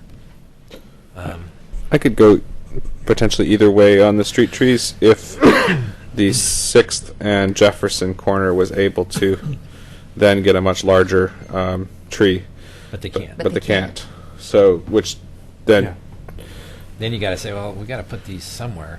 But I'm not going to use the naked reference again, but at the same time, it's going to be pretty blunt without something there softening that side. And even coming down from 7th, it would be nice to have that. I think it will enhance the building. We're not trying to hide it. I think it's just trying to add to it, personally. All right, you can But- do it. You can figure this out. Oh, yeah. Okay. Where are we? We can talk about the play area. Yeah, I don't know how. Are we allowed to even be talking about the play area? Well, once again, I think it's those Quite frankly- sideboards. Like what you've heard from them tonight is muted tones on the padding, Yeah. and they're working with the neighborhood association. So right now, I don't have any additional comments. I don't think there needs to be. Perfect. that So they're you working may with- be fine. You may not need to add Yeah, anything. I think Yeah. that's something they're going to deal with Parks and Rec, and they're not going to make it detract, and I don't think we need to get I involved don't with think it. we do either. No So- Fisher Price. Well, it could be rolling around in there. Yeah, Yeah. sticks and hoops. We want Yeah. a lot of sticks and hoops. A lot of You that. really are old. A lot of that recommendation was just to make sure it was in the record Yeah, by the applicant. I think as a board we could probably avoid that and not have that in a motion. How about we keep kids out of there so it doesn't get tarnished? That's a good idea. So it's Yeah. pristine. Yeah, just your kids. So is there anything else on that as far as on the playground? I mean, can we be in concurrence on that? So can So you go what to I- your conditions? Yeah, so can what you I'm flip seeing, to I'm those? hearing that am I hearing that we have a quorum of people that are okay with the trees on 7th? Okay. Yeah, So what I recommend Okay or is. required? Jefferson. Jefferson. Yeah, Jefferson. I think In my um, mind, I had Jefferson. Okay. What I recommend is the modification of condition of approval number 1 that says for the second sentence of the paragraph, except for the proposed trees on Jefferson Street, comma, any trees required as part of the site plan design review process shall be planted in the park area. So that resolves that. So they've proposed trees, they get to retain those trees. correct. And then condition of approval number 2, the last sentence added that all revisions shall be shared with the McLaughlin Neighborhood Association. Yeah. And then the condition of approval number 3, removing that last sentence. Yes. I will have to say, how long have we been dealing with this? 6 months. Months? 5, 6 months when this came before us. I have to say, with all the meetings that we've had, it's been very productive. I was not in any way even interested in dealing with this on any level, only because the town that I grew up in had the very same library, and my father, when he was a child, had a class picture in front of that library. So it was always a big thing to us growing up with that library. And so when I knew that this was going to happen, I was not happy about it. But at the same time, when I realized all the work and effort that went into making this enhance the library and the way that this neighborhood and the city's kind of rallied to make this work, I have to say I I think it's fantastic that everybody was willing to work and come together. And I know there's pros and cons, but I think this has been a positive experience, and I think it'll definitely be part of the city that will definitely enhance the neighborhood and enhance the community for whatever decisions we make and however this goes forward. So I just wanted to say I think it's been a very positive situation and experience, at least for me, and I hope for the board on this. So that's my soapbox. If somebody would like to make a motion based on these three conditions, As revised. as revised, if someone would like to. So moved. Would someone like to second that? I second. Can we call for a vote, please? Sure. Jonathan Stone, Yes. Cindy Toll, Yes. Bob Stewart, Aye. Derek Metzen, Aye. Chair McLaughlin. Aye. Motion carries. Motion carries. Thank you very much. Appreciate your time. Yay. I don't think Go. they're pleased with us right now. Well, Is that at least not in the property taxes, right?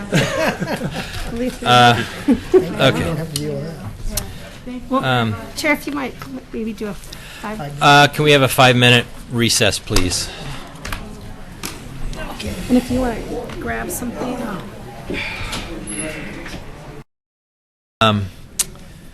Where is it? HR 1410? Sure. So we'll commence with our continued public hearing with H.R. 1410. Do any of the board members have a conflict of interest or ex parte contact regarding this application? Nope. No. Who has visited the site? Okay, so we'll turn it over to staff. All right, thank you, Chair McLaughlin. As with our last application, we have met with this applicant a number of times through design advice, and I think the applicant has come back and listened to the board over time, and I think has come back and proposed a single-family house and has really listened to what the board has said. So I'm going to briefly show the elevations and some of the conditions that I've identified, and then I'll leave up to the board to have some additional conversations. As you recall, this is in the Kenema National Register District, but it also has 2 other overlay districts on it, so it's a pretty constrained lot. There is a stream that runs down this part of this lot, and it has a 50-foot buffer, but it's in our Natural Resource Overlay District, it's called a constrained lot, and so there's a very prescriptive path that the applicant will need to go down once this is approved to work on their their wetlands biologist approved mitigation plan, and there's a maximum amount of disturbance area. So that's a very clear and objective process. Is that a year-round creek? Yes. Okay.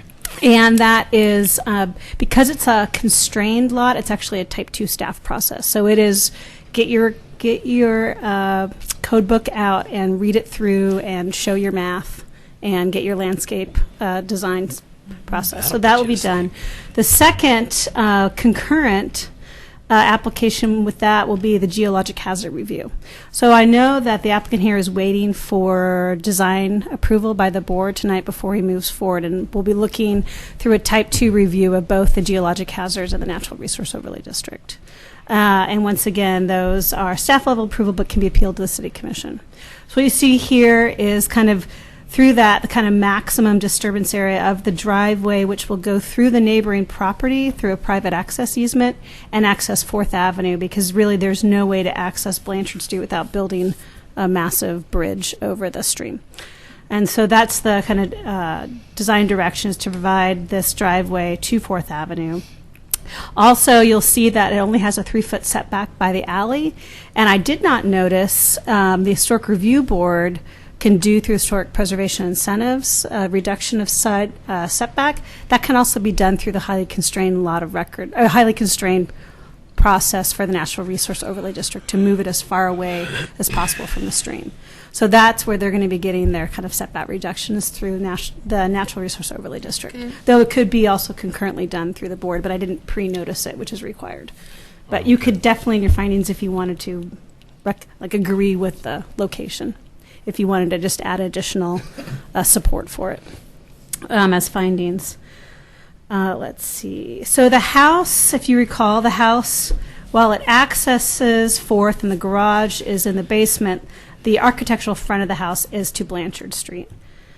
This again shows the maximum extent, and this is the environmental consultant that will be submitting the Natural Resource Overlay District application. This is the elevation with the sight line showing where it sits on the property. And I'm glad all of you have been out on the property. So with the removal of the trees, you can definitely see it's a bit higher, and they are planning on doing some removal and digging to get that basement. But as we move forward in this conversation of kind of what is the highest the board will allow for the height of the building, knowing that the applicant wants to kind of really push it into the hillside, but there may be structural or cost implications. And what I want from the board is, this is your maximum, and if you want to be lower than that, you can put it into the hillside, but you can't go above this. You have to come back to us. So that's how I've set up this. The conditions of approval is they can build as proposed, and even more bonus if they can further sink it into the hillside. But that is kind of through the geologic hazards process to determine if that's feasible. So you think this is the Blanchard Street elevation. While it went with kind of a feeling of a cross gable, you have the main. To the left, you have the idea of the main gable with an addition to the side, though it's only very slight offset. This is showing the 4th Street view, and this is the view I'm most worried about in regards to kind of massing from the public view, and how when you're on 4th Street and you look up, what you're seeing, even though it is pushed back a little bit. And I do have some additional conditions of approval about thoughtful placing of trees after construction, especially relating to the driveway on 4th and kind of what view corridors that can help block and kind of reduce that massing. This is the east elevation. This is the one closest to the historic home. And of course, this is a rear which has very, very little to zero view, even from the homes up on top. It would have very obscured showing. So right now, the conditions of approval are pretty similar to a lot of single-family home staff reports you see. The first 2 are really just acknowledging that there's additional land use processes that need to go through. Number 3 is what we just talked about, that it can be lowered, but this is the highest, the exposed. So if you look here, we show this amount of being exposed. So if for some reason they came back and they wanted to take all this out and put siding along here, that would be not part of the original historic approval. Let's see. Also, like a lot of historic properties, rockeries, which are less than 3.5 feet, are generally considered acceptable ways of terracing as a way to get the change in grade, but without having to build big concrete retaining walls. So as the applicant moves forward and looks at kind of creative ways of working with the grades, kind of pre-approving rockeries with real rock as a way to be a problem-solving way to look at that grade. But any actual structural, visible retaining walls would have to come back to the board if they were recommended as part of the geologic hazard review process. Number 4, any right-of-way permits, of course, are needed as the driveway moves. Driveway meets the right-of-way on 4th, and any rock rework that could happen on Blanchard Street or 4th Avenue needs to be part of a right-of-way permit. Condition 5 and 6 are traditional in regard to incised lumber and railings, ductings, and stairs painted to match. Condition approval number 7 is our traditional condition of approval about colors and materials. As this is a vernacular, recommended a 6 to 8 inch smooth reveal composite siding compared to the bungalow of 4 inch. So if the board has any comments for that, I'd be interested to hear your comments. And then condition approval number 8 relates to kind of post construction, really trying to figure out where those view corridors are, especially along 4th and Blanchard, and where buffering trees should be planted. Rather than kind of pointing to places on a map, I'd rather have a up to, number of trees, and the applicant and myself can go out and walk the site and look at where those trees should be planted to help with mitigation. We also know that they'll be doing mitigating planting and trees as part of the natural resource on Blanchard, so there may not be any need for any additional trees on Blanchard because it might be part of the natural resource plan, but I'm most worried about 4th Street. And then number 9, as of our approval of our transportation system plan, the city can require street improvements and sidewalk improvements for new single-family homes, which is something we've never had to deal with as Historic Review Board because previously lots of record were never required for street improvements. So what the board will be doing more often when you see a Kenema single-family house is you will be making a finding that street improvements and sidewalks are not appropriate in Kenema, and then that'll filter down through the development application.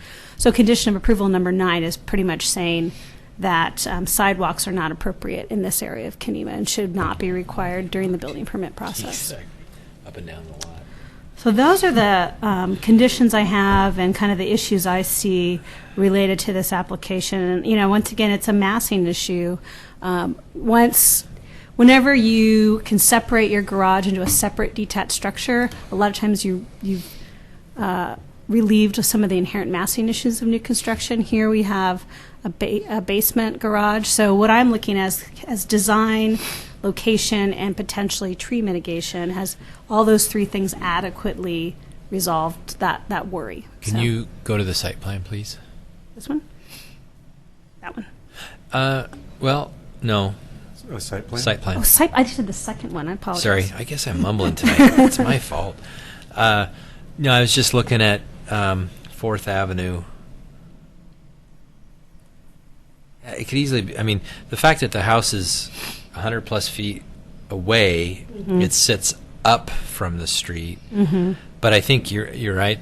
If there's mitigation out on the front, will really soften that front. Yeah, big time. Because they can't get the basement any lower, right?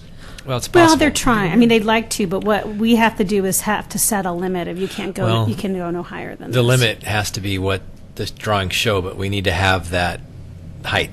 That is it 30 feet? Is it 27? We can't go above that, but we can go below. So that's what we need to ask and find out what that height is and make that established. Okay. Anybody have questions for staff? So just a question on the height determination. The way I'm looking at it from the elevation is the primary elevation, what makes sense with respect to where the grade is. And I would almost tend to say from grade to first floor deck. But Well, maybe we can clarify that as far as where we want to determine grade at. Or over here we're showing it's partial, and so, what would happen if all of that between the first floor deck all the way back to the front door suddenly became exposed? This didn't Right. happen. Right. Is that okay? And if it's not okay, how do we put that in a condition of approval?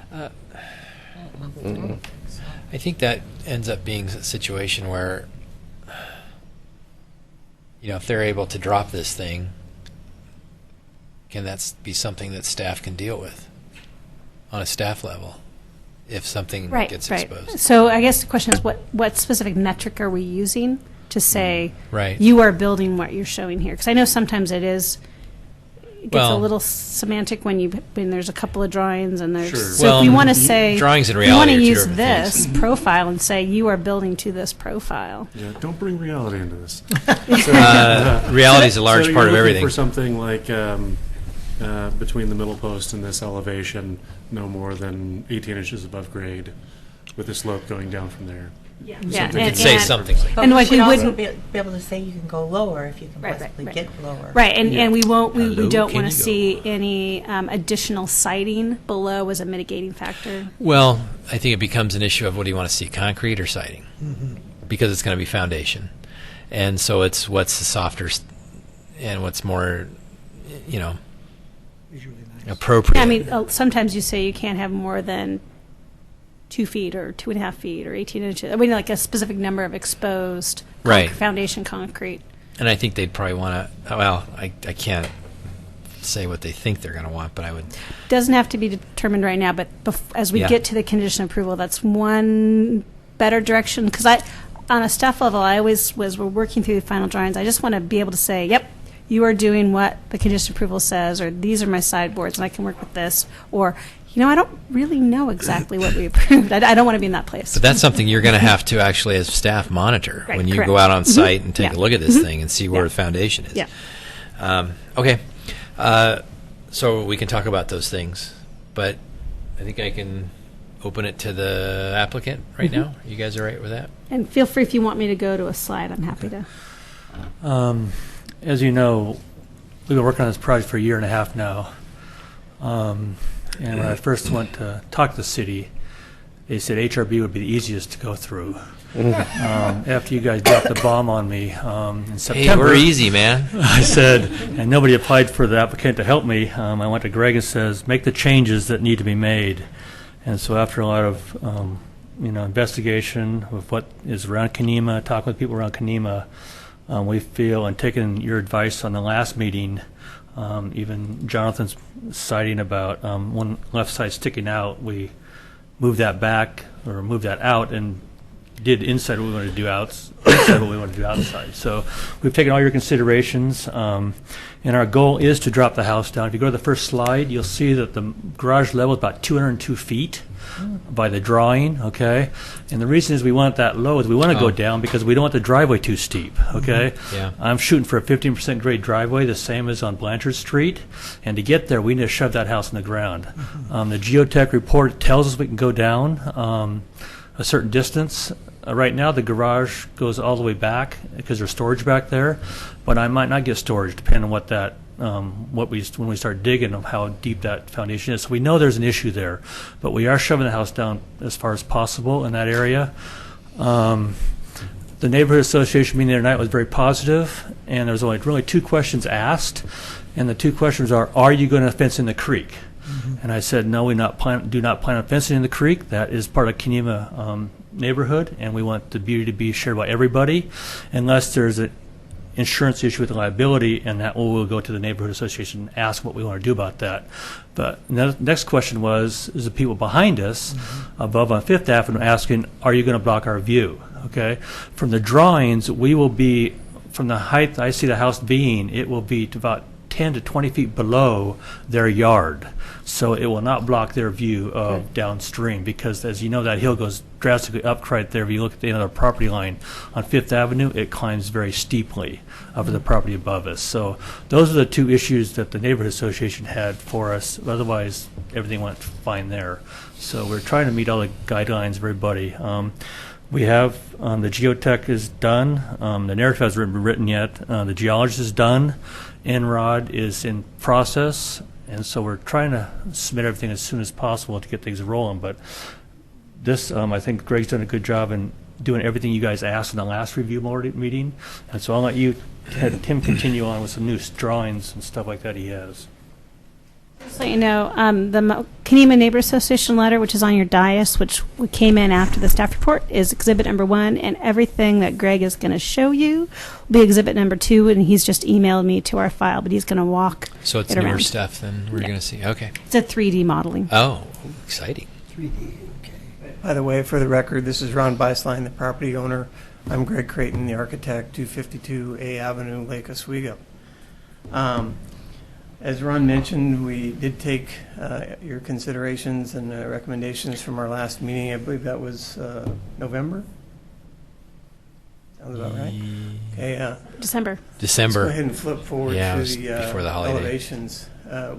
Things that you had asked for there were to line up the ridge lines that you Yeah. see in this drawing Good. and bring them just below the main peak there. The roof on the right and the roof on the left are completely independent. One's a 712, one's a 1212. So that's been done. Switching over to the 4th Street elevation, we lined up the columns on the 2 different stories there. The garages, they're depressed back about 7 feet from the face of those columns, and we went with a very simplistic garage door, just a No raised panel, no colonial style, just flat. The window change we talked about, I can't remember if I made that fix prior to November, but there was some discussion about We the widened. separation between the windows. That was done. And so those have been pulled apart. Yeah. They are not ganged. There will be wood framing in between the windows, separate openings. I have some products here as far as what we intend to use. We will be using hardy plank in a smooth with a 7-inch exposure. I've got a roofing sample there. It's using this estate gray, slate color there. And probably the most interesting thing I brought with me tonight is we've put together a Google SketchUp model, which is a 3D rendition of the house. And I was talking with Christina about how to get it up on that big screen, but I can't. Maybe it'd be appropriate or possible for you to come around behind me. Actually, if you just want to walk it. I kind of need the mouse to steer around with the program, but Or you can, maybe, Okay, you just plug into the. let's try this. or you can turn it around and hold it. Yeah, there you Yeah. Oh, yeah. Cool. Oh, we could see that. I'm going to Sure. just sneak down in front of you so I can steer with this. And, this would be what it looks like standing in Blanchard. Oh, he's all right. He's all And then when you're done, you get to do that for everybody in the. No way, just us. But I think some of your concerns about the Ron, can you poke the Oh, microphone? twirl the microphone around. There you go. some of your concerns about the grading, we are intending to put the house into the hill, and there will not be anything exposed along here. We may take out this little knob right here, just level this across, but the owner would like to use boulder Bless you. retaining walls where possible on the driveway.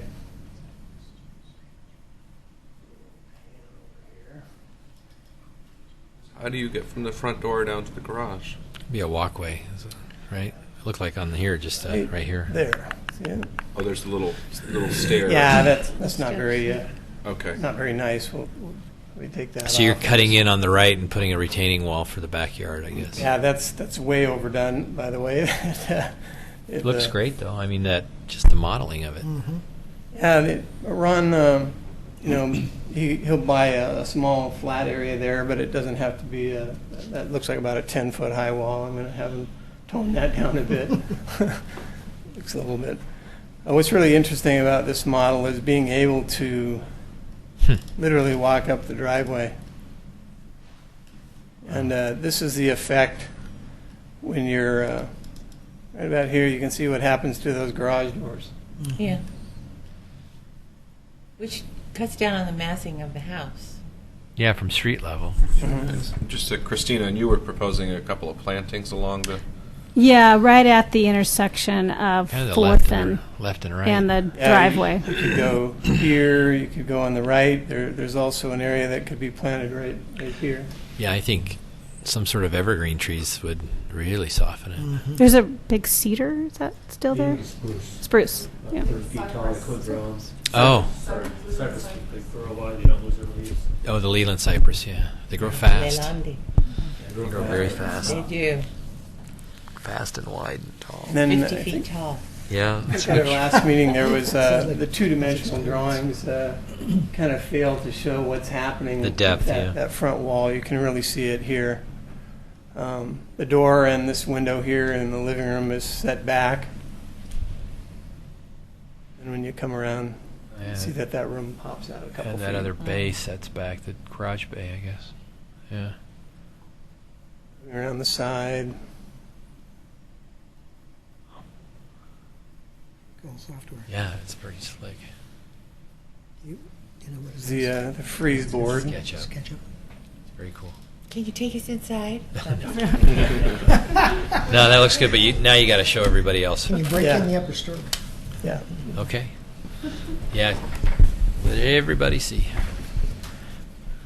Do you know how to do that? So Well, Greg, Stu, the one question I saw about the retaining wall, is there an inside retaining wall in the driveway? They look like on either side of the garage, on both sides, the yeah. driveway. So how big is the wing? Because I'm not seeing that in the, Where I In started here. with my views with the board there, Yeah, he's showing it looking there. at How tall is he? across It's and right- standing in Blanchard Street, looking Right here on either across at the side? house. See the little The bumpy retaining wall's things? not apparent on the site plan. Yeah, it's those little circly-like things. Got it. Okay. They're Got supposed it. to be Okay. boulders, I guess. But you won't be able to see that because it's like an interior. Coming around the, Yeah, I think it was come more up to the accentuated, house like you from said, the the backyard driveway wouldn't is be that through an high. opening right here. They can go up to 3.5 Need to feet, make is a that what you said? revision. There's Before it kind of has a to be knob engineered, of it's usually 4 feet. ground right before- there that won't be Before, there. But Under 4 feet. under 4 feet, you don't need it engineered. Correct. No. An engineered would include and what it would concrete. look like from No, footing? no, it would just You have need to to be engineer a- anyway first. If it was driveway. like if you're doing a retaining wall taller than As that, there's a you lot of stuff that goes into it. walk So up the use rock. driveway, this is Right. kind of the I mean, the view geologic effect where the hazard's going to garage want to doors know a lot are about these retaining hidden walls, behind so. the front edge of the driveway. I have retaining walls at our house that are 9-10 feet tall, but the boulders are like a ton each. Massive boulders, big, and then they Not go to gonna small. move, yeah. No. Thank you for doing that. That was slick. Yeah, it's very nice. It really So does that, help. that'll be entered into the record electronically. It's actually emailed to me as Exhibit 2. Exhibit 1 is the neighbor association letter. Got it. Okay. Outstanding. Thank you Couple for other that. things here to pass around. The Would this be the simple 4-panel garage door and then our colored PAL. would that be exhibit? So That's it's Exhibit middle gray. 3. Yeah, this Yeah. is the body. This is the accent and white for the. Yeah, we're not allowed to talk about that. Darn it. Pretty. Colored PAL. Yeah, it's nice. So that you can give to So I'll Christina. need to keep that. Yeah. We're not able to talk about what? Colors. Yeah, well, we've, Yeah, we got in trouble before. the Historic Review Board design guidelines look at color schemes that are wholly inappropriate for the architectural style. So that's the kind of Boundaries. sideboards and boundaries. It's always something I'm getting in trouble for. Okay, does anybody have any other questions for the applicant? No? Okay. We've got one person who wants to make comments, Paul Edgar. You guys can go ahead and sit down. Thank you very much. That was great.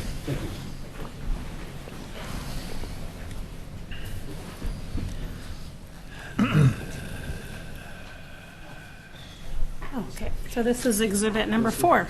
Oh, Just stuff on Kenema and Okay. guidelines.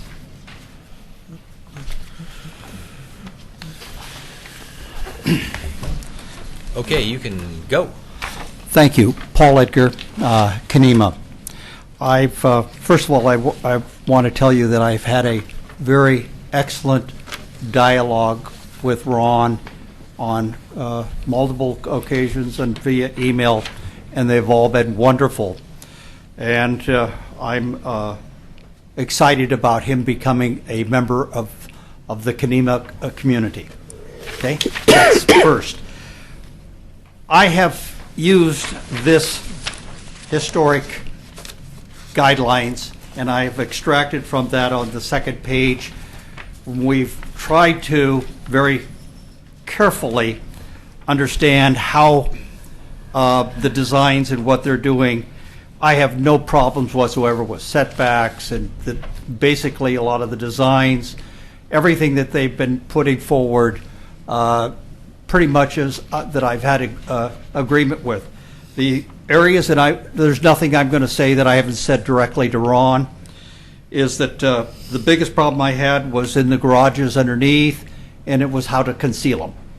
How to make them not become kind of like a visual of something that's never been part of historic buildings in Kenema.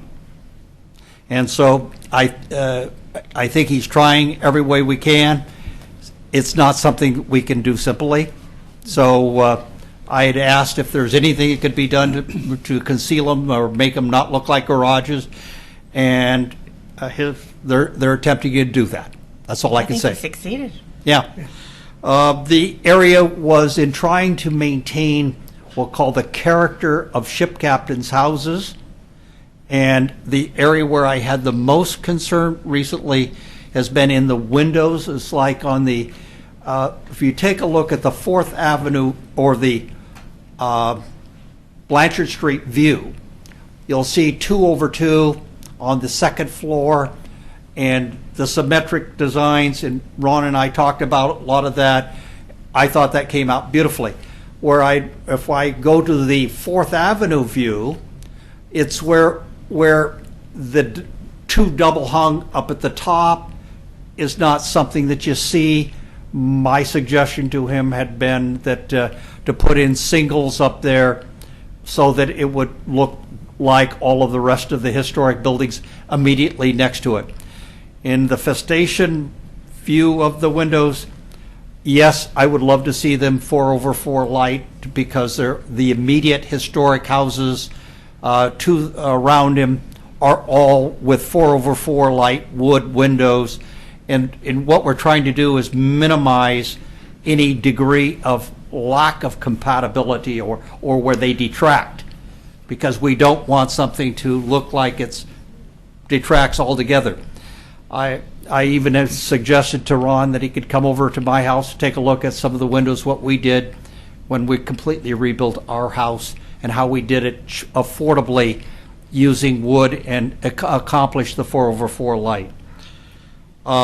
Then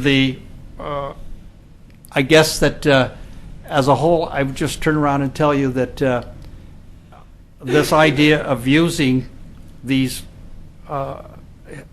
guidelines or these principles is something that I hope that in the future we do more of. But what was most successful was just one-on-one dialogue with Ron, where we spent significant time trying to be responsible, and that was the best of all. So thank you. Thank you. Does the applicant want to make any comments or no? Are there any other public comments? Any other public comments? No? No? Okay. Then I'm going to close the public hearing, and we can discuss this. Or does anybody have anything to discuss? I like it is. Yeah. I just, with respect to the windows, last time the instruction, Christina, can you remind me of the instruction that we gave last time with the ganged windows versus? We had them separated. Yeah, so what he's done here is he said what the applicant is, he's put siding in between. I mean, it's not a lot of separation, but it's not the two paired windows Well, without. it's the doubled windows. Instead of them being molded together, Yeah, they're actually they're two separate.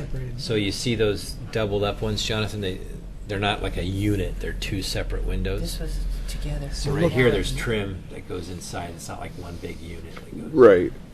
So we had them separate them instead of making them like a big unit, like two single hungs. Okay. There was always this, though, right? Yeah, but it's just between the two. All right. There's wood trim. On both top and bottom. What we needed to know was height. Yes. We forgot. Which is better. Maybe keep it to the drawings? Maybe I have all the direction I need, and I'm just being paranoid. I don't know. No. Compulsive. I think if you look at the Blanchard elevation, that seems very reasonable, the way that's drawn. Yes, if you took that as an elevation and using the median as the deck at that height, then that, yeah. And I would agree that if they were to sink this thing into the ground more, you're not going to see anything down below the deck. It's going to be Yeah, I thought that was hidden. a very telling 3D. And I will say, this letter from Kanema, I read this. It said there was 30 people in attendance, and there was a unanimous support for this project. I would make a anyways. suggestion to amend one of the conditions of approval. Which one? 8A. I would suggest rather than 1.5 inch caliper trees, I would suggest large shrubs, something in the range of a rhododendron or something else of that nature. Have trees or large shrubs. Yeah. If you're looking to obscure the garages, something that grows up you're going to have a pole. It's not going to obscure it. Actually, Leland cypress are very large and wide. They're huge. They get huge. They do. The They deciduous do. tree would have. I have a mix of evergreen and deciduous, so exactly right. Right, I'm going to looking evergreen, more excuse of me. the evergreen for the I'm thinking but there may be secondary, like Yeah. this is my thought process is, and of course, what I like about leaving it till the building's constructed is because you can walk around and briefly figure it out. But That's great. is having some larger evergreens closer to the street and have kind of some secondary. There needs to be mitigation on the deciduous front. kind of as a balanced approach. Yeah, but I think they want that too. It's not something. Yeah, no, that- the applicant is fine with this, but Yeah. I can put. I'd like to I give have them the to- option or of large shrubs. Okay. Yeah. Yeah, that's fine.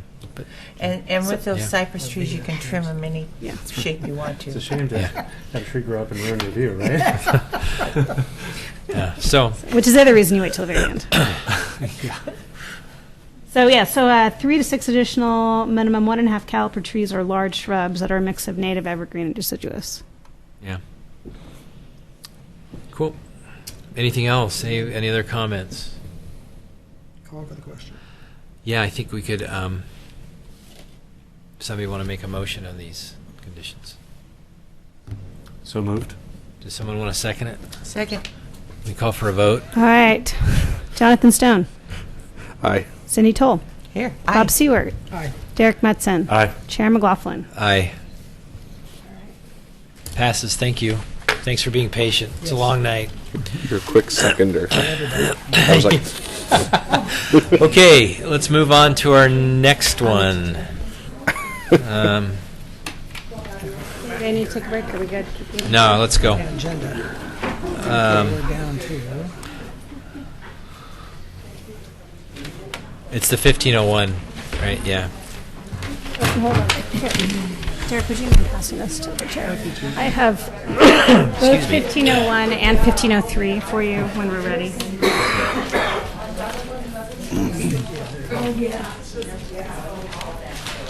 is there a?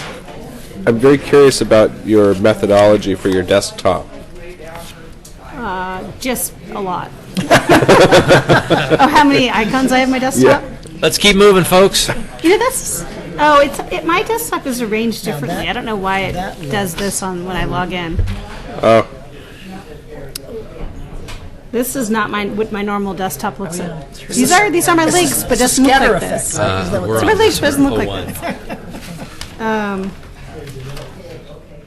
Well, that was the party. It's over. Yeah. Wow. Hey, We're now. done here. Okay, we're now going to commence on the public hearing of HR 1501. Do any of the board members have a conflict of interest or ex parte contact regarding this application? Nope. No. no. No? Who has visited the site? You've driven by it, you just don't know it. I guess probably. Okay, we can turn over to staff. Thank you. As with the previous application, this is also in the geologic hazard overlay, and they will be the review of geologic hazards will be on a staff level. So once again, I am looking at staff if there's any modifications as required by the geologic hazard that go beyond what's proposed tonight. The applicant will have to come back. So it's always good to think ahead of what could potentially be a worst case scenario, discuss it tonight, and pre-approve it, or say, if this happens, you got to come back to us. So I'm kind of putting that in the applicant's head for a second, because this is our chance. If not, it's a re-notice and a sending back. Because I don't want, the last thing we want is Was there something that's that- not what we approved. So I didn't see any red flag on that. no, so I'm just putting it The only out. thing I saw, and you wanted some kind of landscaping Yeah, mitigation on the So I'm, downhill side. once again, I'm just putting it out for Sure. the applicant to think about if there's anything that. The approach to this single-family house, because of the most of the lot has a fair amount of slope and a very kind of small area, would be to put what was a detached garage in the new home, but to really link it with a breezeway cover for the stairs. One is it allows covered access up to the kind of secondary accessory dwelling unit.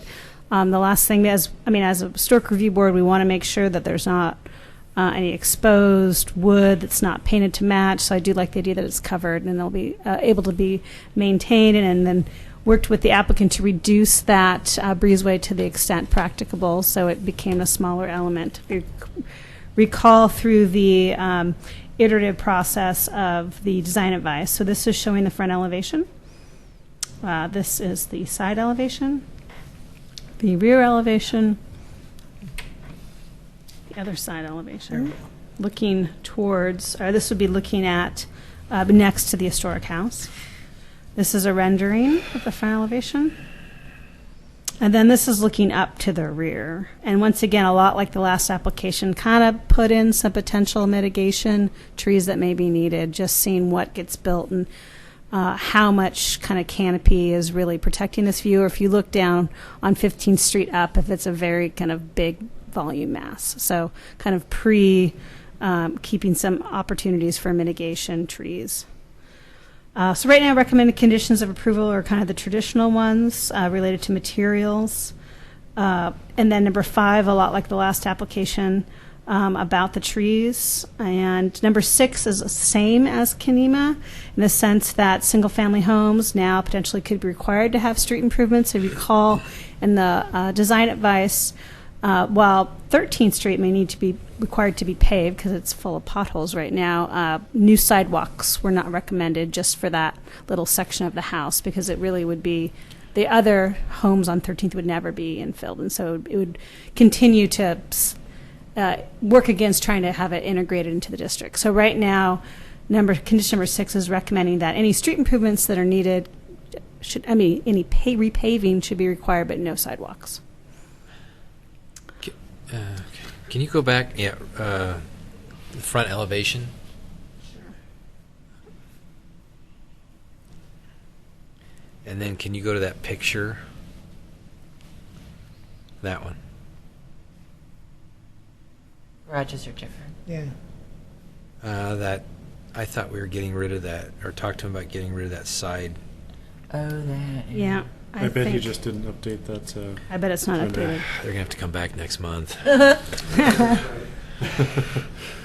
So that can be added in the motion, just as proposed in the construction, Right. I mean, in the elevation drawings, and not the.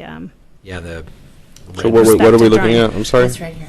You see that little return roof? That's what we. Yeah.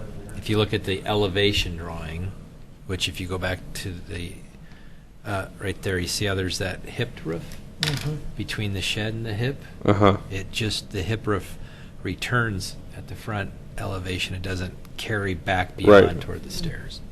So that's what was throwing me off, the elevation compared to that older drawing.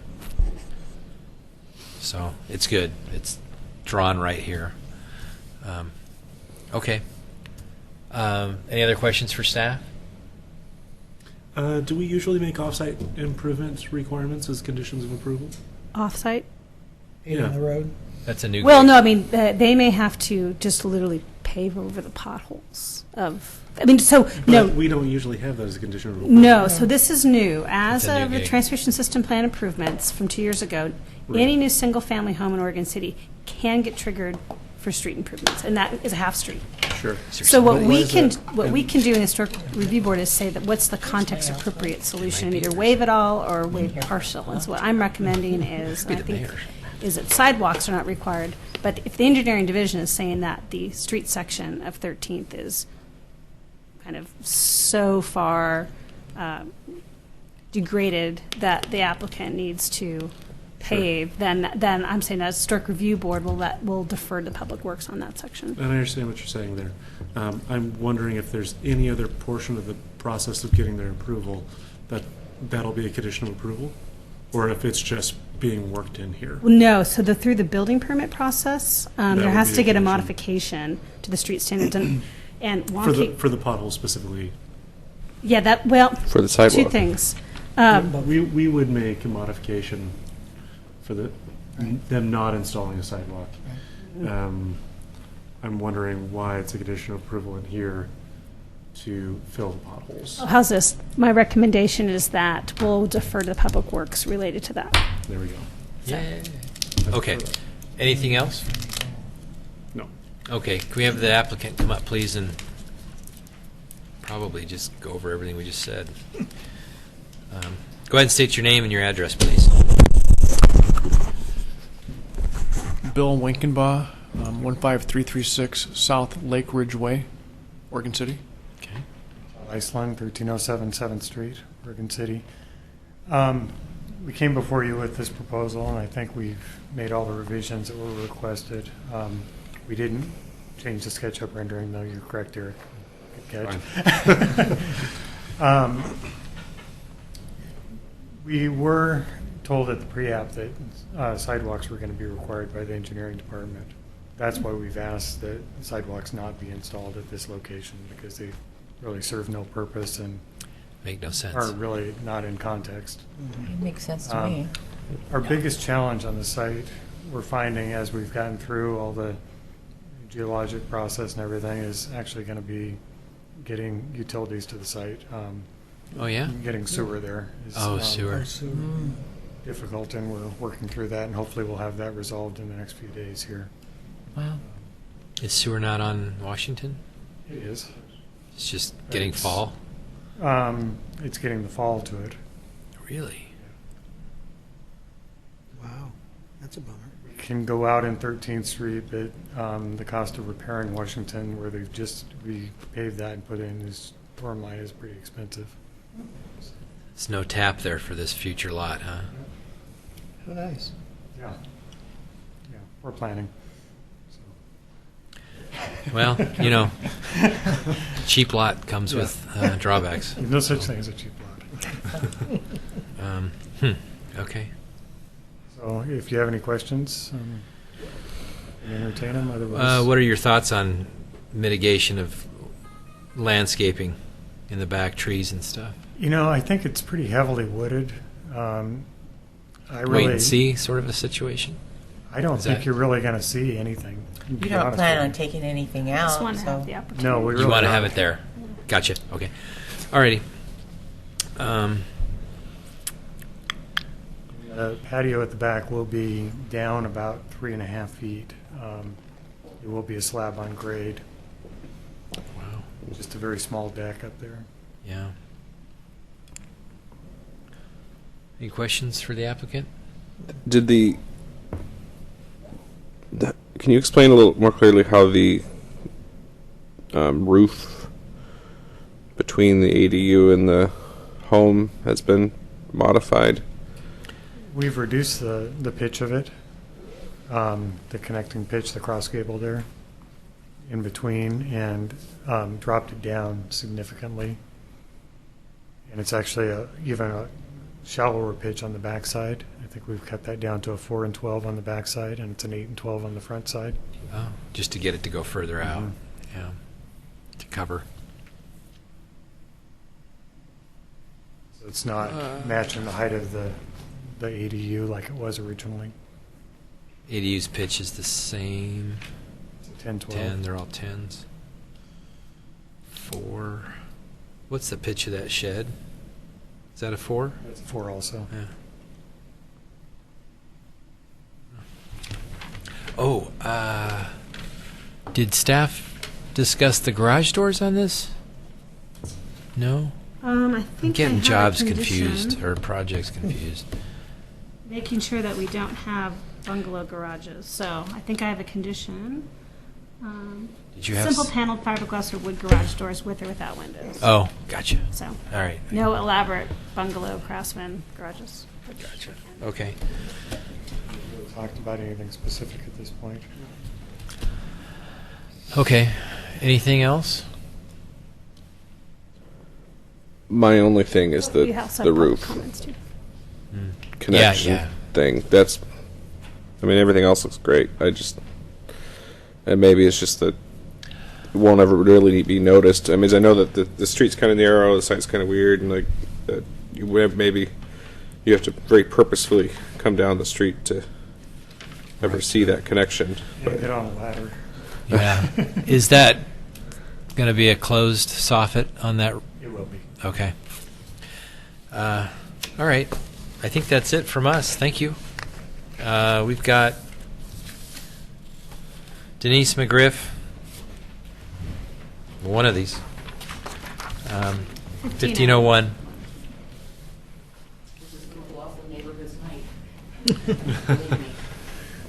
Believe us. Yes, I have not eaten dinner either, so. Denise McGriff, representing the McLaughlin Neighborhood Association again, and I just want to say for your all's benefit that this design by Island Architects was a pleasure to review because it was clear, it was very well laid out, and it was not like some previous applications that we had, which you're trying to figure out what the heck they were trying to do. So I just want to compliment him on that. I am really pleased that this design has come forward as opposed to the one that you had looked at a few months ago because it did not really fit the scale of the neighborhood. This design in the vernacular style is more appropriate, and as we stated in our comments, that we really feel that while Todd didn't address it, the economic impact on the adjacent historic landmark is minimized by this design. It would be a wish that this will spur the owner of the James Healy House to do some work on that house. As you know, unfortunately, it's still under code compliance issues because of the vinyl windows. But you never know. Hope springs eternal. I thought Christina did a great job on the conditions of approval. One of the nice things was seeing the railings that are on this particular design having the typical top rail, bottom rail, and the balustrade in between, not the kind that are stapled on. You need some help on garage doors. I just went through that, looking at like 1,000 garage doors. So I would like to recommend that our neighborhood association would like to recommend you approve this with the conditions as specified by staff. Thank you. Did you guys want to argue those points? No. No. Okay.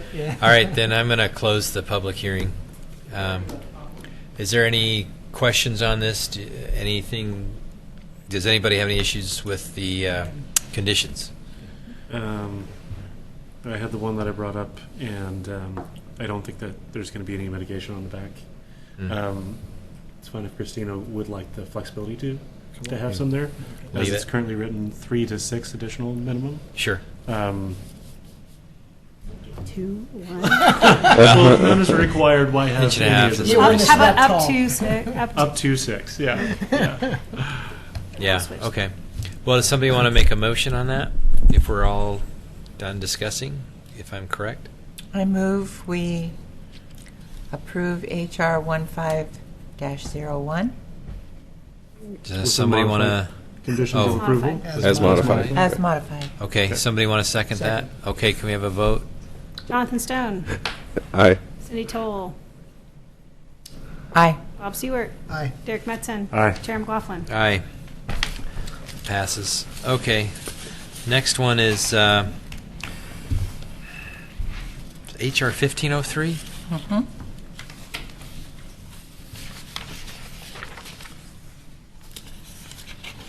Got too many papers here. 1503. Okay. Discuss public hearing HR 1503.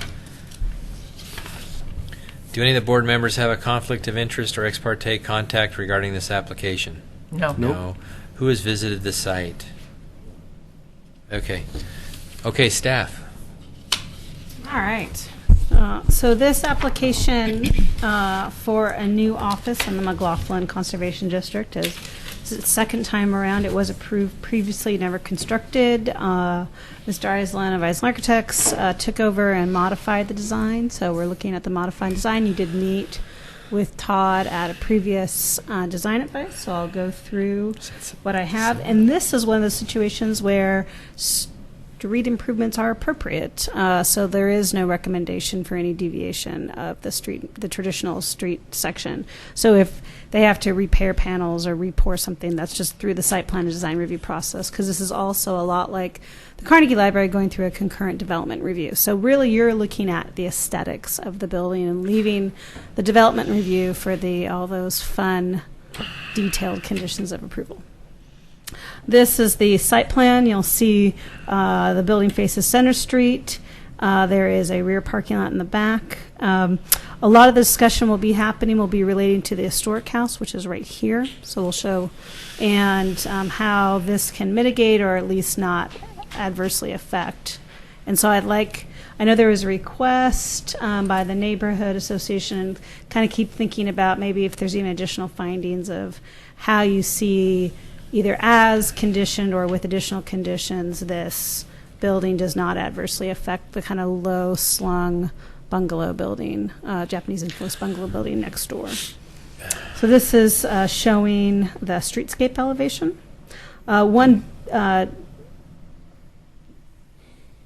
characteristic of this section of the McLaughlin Conservation District is you have quite a variety of architectural styles and massing. So if you look through the historic homes that were identified as near the area, you'll see there are some large Queen Anne. There's some, we have some a Foursquare. So while the building next door is kind of almost artificially a lower building, it is such a unique architectural style. So one of the findings I found for this of why it's acceptable is just because there's not a predominant architectural style in this immediate area, and there's a fair amount of flexibility in the styles and the massing. This is the front elevation. And you'll notice that the applicant has slightly revised the original design to include different columns, some different trim work, and then also the kind of cross-gabled front. This is the rear elevation, so you're in the parking lot. This is what you see in the rear, and the left elevation is what you'd see as you're kind of driving into the parking lot. And the right elevation is what you see next to that historic house, which is a professional service office now. At this time, the McLaughlin Neighborhood Association recommends reducing the height one more foot less. The site plan design review requirements citywide have kind of an ambitious ground floor retail component. As the years go on, we're realizing that infill in the McLaughlin district almost is always going to approve a modification to that standard, because oftentimes if you met that standard of a 12 or 14 foot ceiling, you're automatically getting a building that's out of mass than appropriate. So until that's resolved, I often will see that the Historic Review Board is going to recommend the ground floor height they think is the most appropriate for the architecture of the building and the surrounding area. So if you feel, after talking to the applicant and based on the recommendations of the Neighbor Association, if an extra foot removed from the ground floor height will help with that massing next door, or you just think in general helps with the architecture, that is something the Historic Review Board can put in your findings, and that will be transferred through to the site plan design review process. So right now, I have a recommendation that it's reduced to 10 feet from 11 feet. It's proposed to be 11 foot. And then the condition number 4 is traditional materials, and that is all I have right now.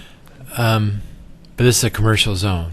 Correct. So It's they could commercial. actually build a commercial building, Right. historic But because commercial. you're in a historic overlay, what the design guidelines for kind of commercial infill, kind of really one or the other. Either you go with something like the streetcar commercial odd fill is building, Right.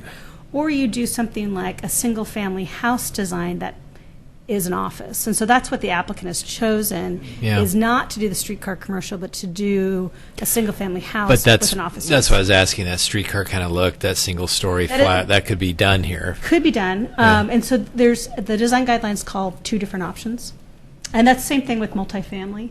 Gotcha. Do we using a single family architectural style but have multiple units is still also a kind of Yeah. design approach you could do. All right. Any questions? I just have one teensy clarification in the McLaughlin Neighborhood Association letter that came. The third paragraph that says the submittal did not address section 1740.060F. I think they were talking about E. not F. Yeah, and we can wait for the neighborhood association. If you feel, the board feels that an additional finding needs to be made as part of the motion, that's a great thing we Okay, can do tonight. I just, for the record, that I think that's what they were referring to. Way to be on it. Good job. Does the applicant want to come forward? Guess you got to say your name again. Iceland again. Bill Winkenbach again. And I'd like to make one correction for the record. The applicant or the owner is BC Custom Construction, not BC Custom Custom- Homes. And Sorry, I So- apologize. just wanted to make that clear for the record. The height has been an issue on this. We know the home next door is a wonderful example, and it's one of the rare examples of this type of architecture in the district. The predominant style in this immediate area is Queen Anne, so we've kind of picked up on some Queen Anne elements without taking it to the extreme where we're trying to replicate something and do something that's obviously new but fits into the neighborhood, and that's been our goal here. We have gone with a 10-foot floor to ceiling. It's not 10-foot floor to floor, it's 11-foot floor to floor, but What's we the feel s- that's appropriate for the Queen Anne style. What's the second floor height, ceiling height? Second floor ceiling would be 9 foot, And the first floor is 10. right? Any chance of doing a 9 and an 8 to reduce We the were height of going this? 10 and 10 originally, so. Well, I mean, if you're looking for a house, if you're trying to, you're making a house into an office, and if you're trying to replicate a house, wouldn't you want to? I mean, yeah, some Victorians will have taller ceilings, but I think the biggest issue is the massing, and I know you brought it down. I And don't think Bill would be opposed to that. Well, 9 foot down and 8 9 foot and up. 8. I actually would prefer to stay with the 9 up. I like the symmetry of the windows. The buildings just, the picture that was shown shows the very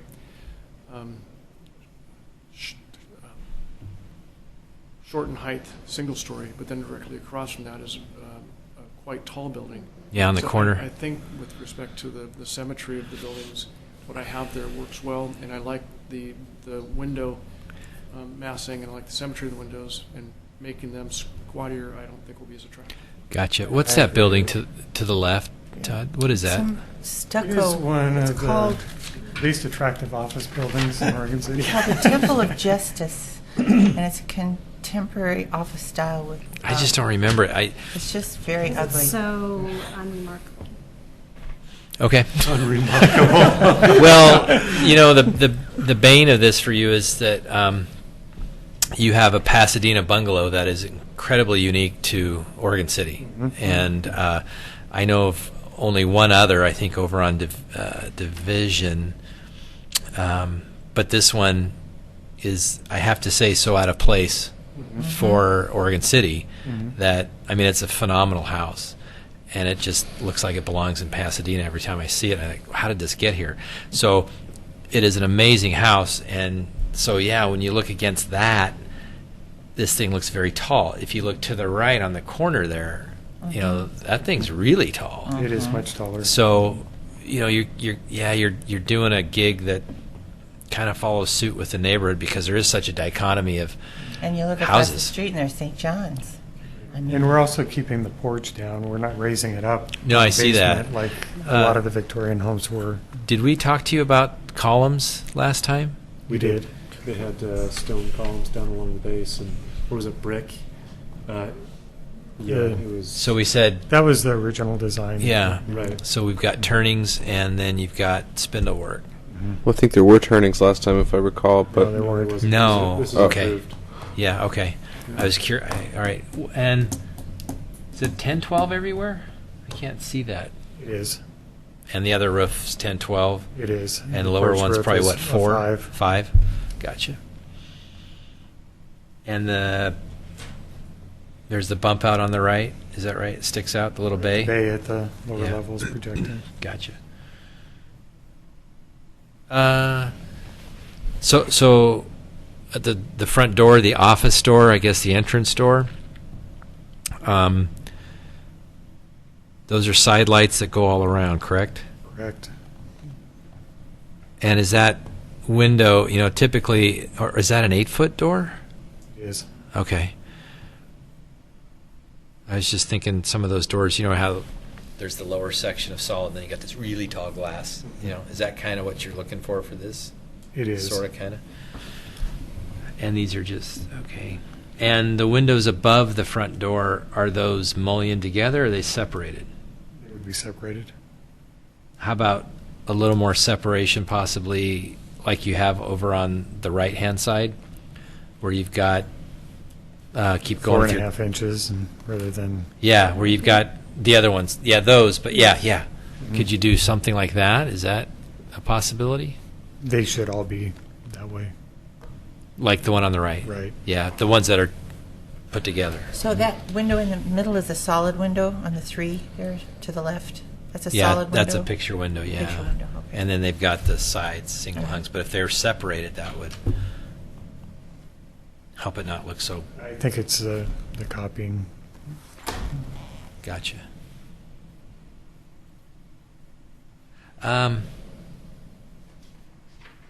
There's... Okay. Scalloped fiber.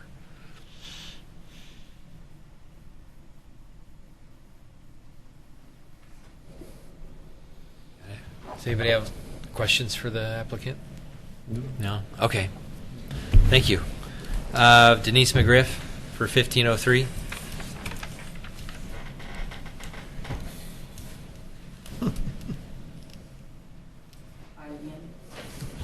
Christina, could you go back to the profile that Todd did showing the street elevations? That one? That's the perfect one. Thank you again, Denise McGriff, representing the McLaughlin Neighborhood Association. Early on in the hearing, it was mentioned that about the design guidelines for new construction. It's really, as you can see, more appropriate to have a building that has a similarity to a residential structure than the streetcar commercial. Streetcar commercial really is, I think when we were working on those, we were looking at that's the 7th Street corridor. This is not the 7th Street corridors. We've got such a mix of stuff here. The reason why I wanted to put this back up, because I spent a lot of time looking at this, and the one thing that I couldn't quite reconcile myself to, while I like a lot of things about this design, and we were very positive in our comments, the Agnes McDonough house that's you're showing on the corner, and is it the Price house? Sadie Price house? Basically, their form is a lot more compact.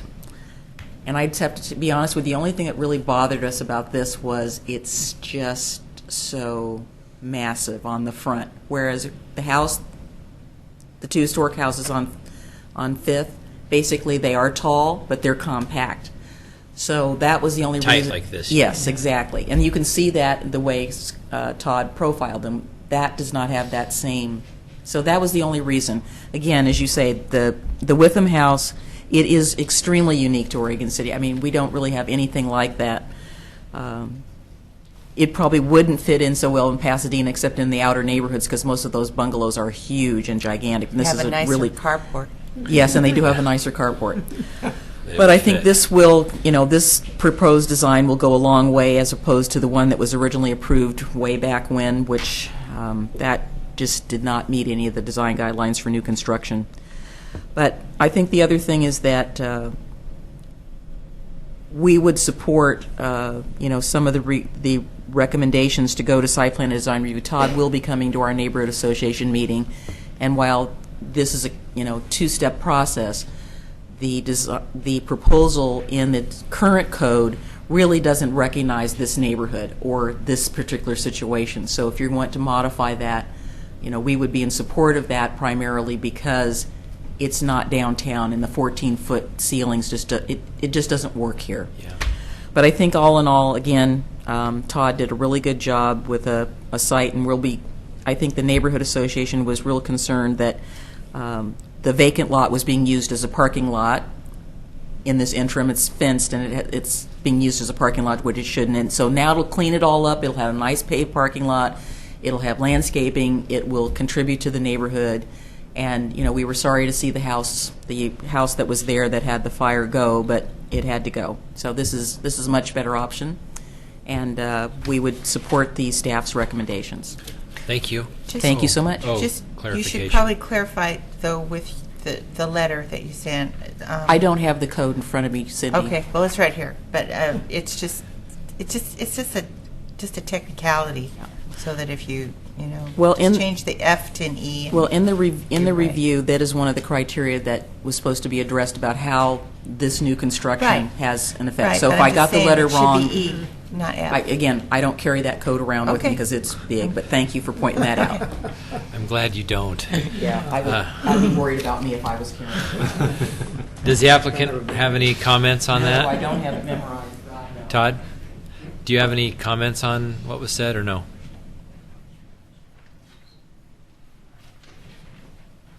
No? I don't think so. Okay. Then I'm going to close. And we can keep number 3, and if the applicant doesn't support reduction, then it doesn't move forward. But if the applicant wants to move, if through further analysis, I mean, we can take number 3 out, or if you keep condition approval number 3 about the reduction, it's set up right now only if the applicant wants to further reduce it, the board approves it, but if the applicant does not want to further reduce it, it doesn't. Just by a foot? Prefer to not reduce it. Yeah. Yeah. But it's already been, actually, in a sense, it's already being reduced from the requirements. So in some sense, we can reword number 3 that the board supports the reduction of the ground floor height as proposed. Okay. To the 14-foot. Okay. So these, condition approval number 3 is really the findings that our development staff needs to modify that. Okay. So we could remove. Can you pull up the conditions? Yeah. So what we can do is take number 3 and just say the ground floor height may be reduced. Let's see. 10 feet. Just the ground floor height may be reduced to 11 feet.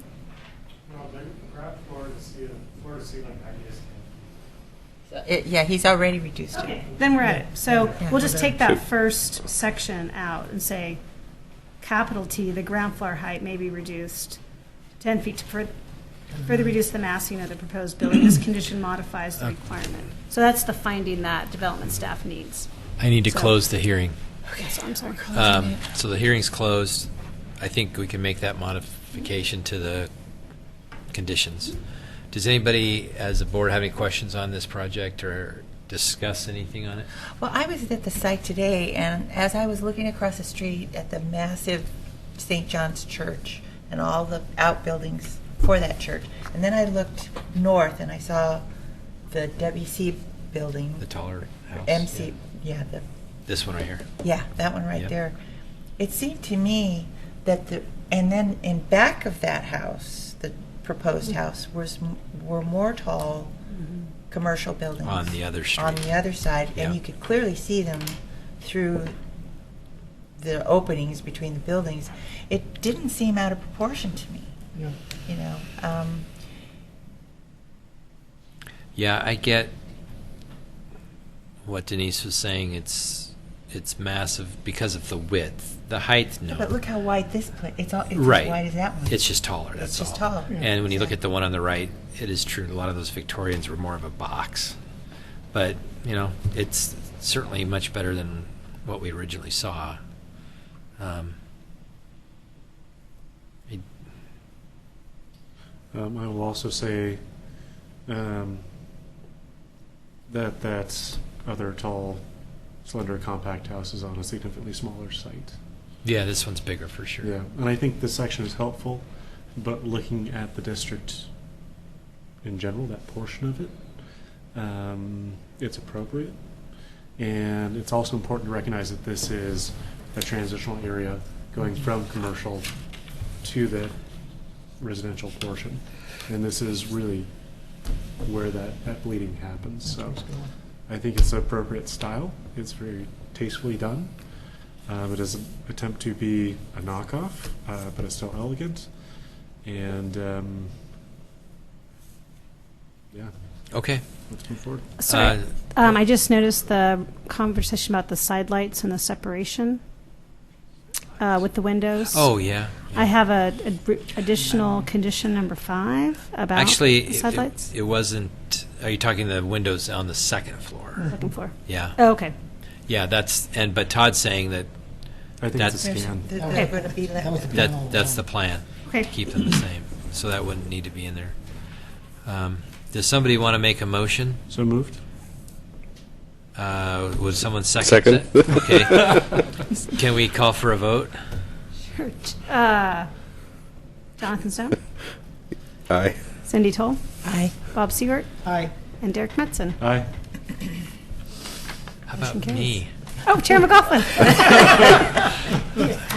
Aye. It already passed. Getting late. And we are adjourned.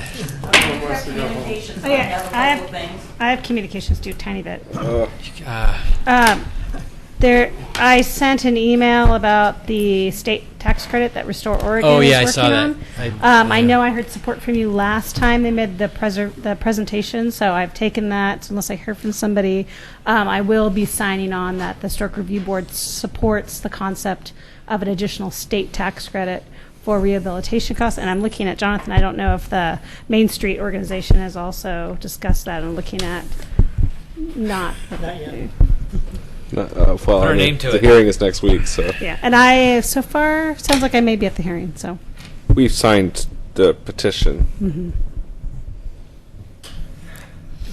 Okay. So that's all I wanted to do, make sure that I will be signing your name on the supporting unless I hear otherwise. Okay. What do you got, Denise? This is more of a personal nature. Denise McGriff, I just hope that you all have had a chance to go by and look at my garage. It's done. I saw it today. I haven't seen it. And, it looks nice. And I hope that it I didn't even know you were meets- building it. I mean, I know it came before us. I just didn't know you were proceeding, but I drove by today and Yeah, Denise got her garage? Yeah, it's done. Thank God for that. But I was the project manager for it, and believe me, it was a lot more work than I thought it was going to be. Yeah, those contractors, they're worth what they're paid, I think. Well, I think contractors are worth their salt. I will say that on the record, as well as Hopefully. the architects. At least the good ones. But I hope, again, you've gone by and seen it. I took some pictures and sent them in to Christina. She goes by it almost every day, so she's been watching the progress, or the agony and the ecstasy, as I will call it, because there were some interesting things, so I'll tell you sometime over a beer.